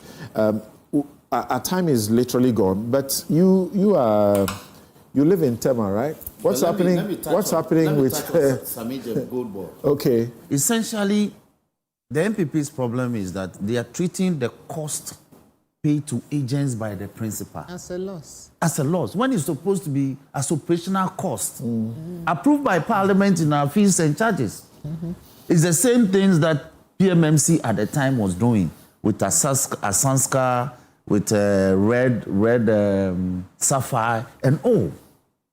So look, a multitude of suspicions do not constitute proof. You suspect that things are not being done. They do not constitute proof that there's been a loss in terms of the transaction. So they should pay attention to the audited books of the entity and stop this attempt to by all means drag Sami Jemfin. Sami has told them that bring me to Parliament. Yet they won't do that. And they're in the media harping on this matter when apparently there's been no loss. So that's about Goldbod briefly. Yeah, and we can't abandon Goldbod because it's costing Yes, so as I said, our time is almost... Yes. So let me, if I can deal with the other matter that you are... now, this Tema matter, there are a group of people in committee, in site 3 and site 8, in committee 1. Now, the TDC has taken some steps to do what they call urban renewal, to demolish a flat and build a new one. In June 2025, they sued. You engage them. They say no. They purchased the flat from TDC. So you cannot come back and claim that you own the entire flat, you demolish and you are building a new one. So you won't listen. So they went to the High Court. Their parent relief is a declaration that the flats standing in the names of the residents, some residents of Site 3 and Site 8 as members of the association were true owners of the property. And they applied for an injunction. You wouldn't appear. The court granted the injunction. And they served the injunction on you. You still proceeded to demolish the property and have galvanized yourselves, and you are building in breach of the High Court order. So they had to petition the Mayor Ebi Bright. That was when she came into this matter. Because me, I've been advising that, look, stay in your lane, please. Even if the guy says he won't come for permit, you stay in your lane and do your work. But her own residents petitioned her. So she comes and says, no, in any case, you don't have a permit. So stop the work and let's engage. Instead of the police helping to effect a court order, they won't. They are rather following the TDC man to bring them to the site and, as it were, police the work so that construction can go on. The work that's been injuncted. The work that has been injuncted by a High Court order. Of the injunction. How can me? I'm so scandalized by this that you have an appointee in this government who do things and then everybody this will be has attacking the escalated government. to the president. Yes, that's the sad aspect that the old man must now come into this matter. Should we be wasting the when you are supposed to be as a public officer, you must respect order, due process. Even if you have an issue, the plaintiffs are saying that no, we are in court. So go to court. You can withdraw the matter and settle. We do that all the time. Of course. And it's the matter is being painted as if it's about the mayor who is resisting government construction. You need permit. Every civil construction, you need permit. Okay, let's see how. So I believe that Monday this matter will be. Let's see how it pans out. Okay, thank you very much for that. Pleasure. Roxy Nelson Eche Kwame Dafemapo is a lawyer. He's national president of the Ghana Law Society. He's MP Saldai and Majority Chief Whip. Earlier, you heard us speak to Nanaje Bafoewa, Vice Chair, Subsidiary Legal Legislation Committee and Member, Constitutional and Legal Affairs Committee of Parliament. Victoria Bright is right here, has been with us from the beginning till now. International corporate lawyer and entrepreneur.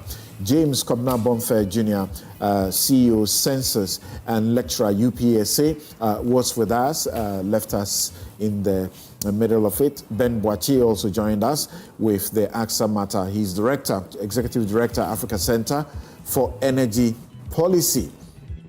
There's a new road traffic law in town. Do you know about it? Do you know things have changed about how you're supposed to conduct yourself on the roads? Join me tomorrow, 2 p.m. on my weekly legal clinic, The Law. We'll be right back.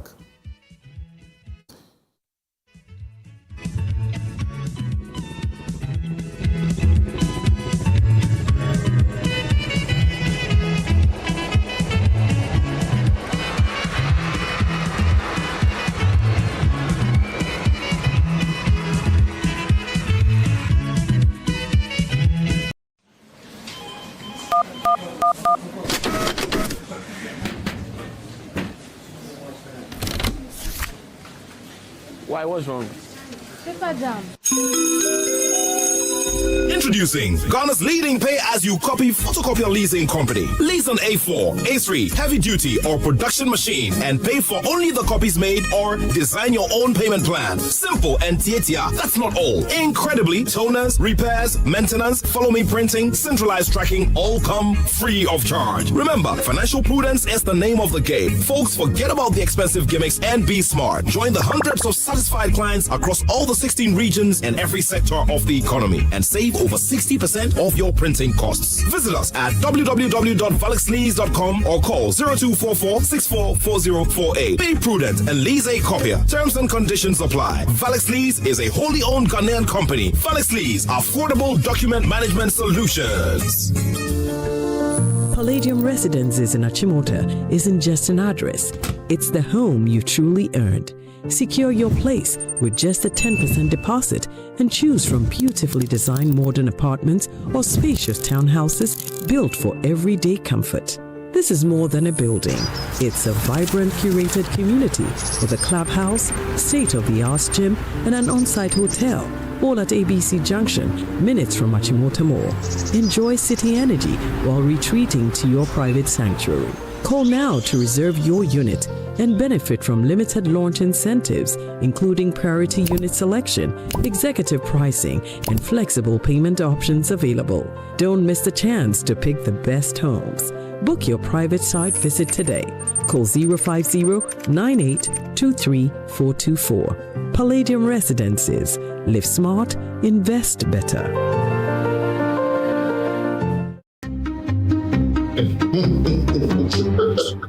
That's right. Did you see that? That is me. Without me, that tap would just be decoration. That's so.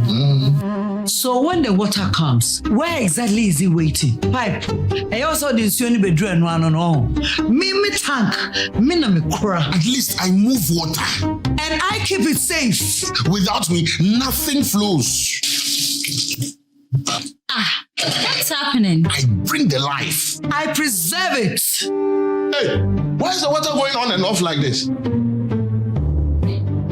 Maybe I can do it alone. Maybe I need you too. Strong, reliable, built for every home. Syntex 5 tanks. The perfect water team. Syntex. Are you strong? Are you tough? So this strategy will lead. Oh no, not again. Sir, relax. The generator will come on now. The generator is not working. Why stress yourself when the experts are just one tap away? Introducing Left Power, the smart emergency support app from Left Signature Limited. With Left Power, certified engineers respond fast, anytime, anywhere. No delays, no stories. Hello, sir. This is Left Signature Limited. The request has been received and our engineers are already on their way. Please relax. We've got you covered.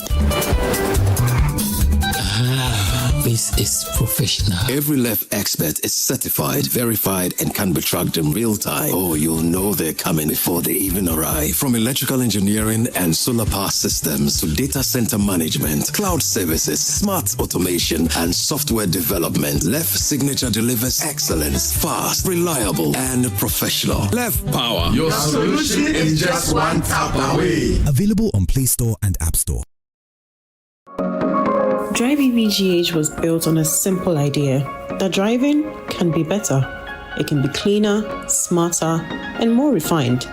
Today, we offer a range of electric vehicles that meet you right where you are.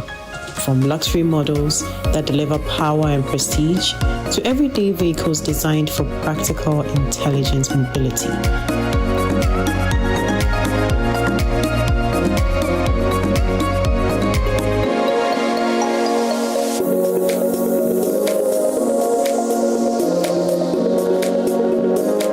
But we didn't stop at vehicles.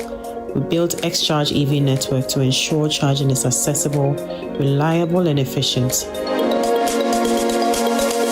In a dedicated service center designed specifically for electric vehicles because expertise matters.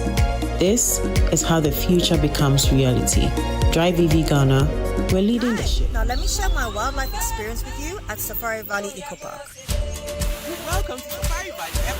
Our electric shuttle pulled up, and in no time, our tour began. We were surrounded by wildlife from the moment we entered the eco park. We were greeted by experienced tour guides who took us through orientation and how to better enjoy the experience. Watch these animals roam freely in their natural habitat, undisturbed by our presence. We saw zebras, sable antelope, brown crane, mara, silky chicken, nyalas, Shetland ponies, and so many animals I just couldn't keep up. Our tour guides taught us so much about the wildlife, their behavior, and how to interact with them. I even fed them. We also went fishing on a man-made canal. Then we took a break to have lunch in this serene environment. All this amazing experience for this price for adults? This price for teenagers. It's a bargain. As the sun began to set, it was time to go back home, but not before dinner by the campfire. It has been a thrill of a lifetime, and I can't wait till my next visit. Safari Valley Eco Park, bringing you closer to nature.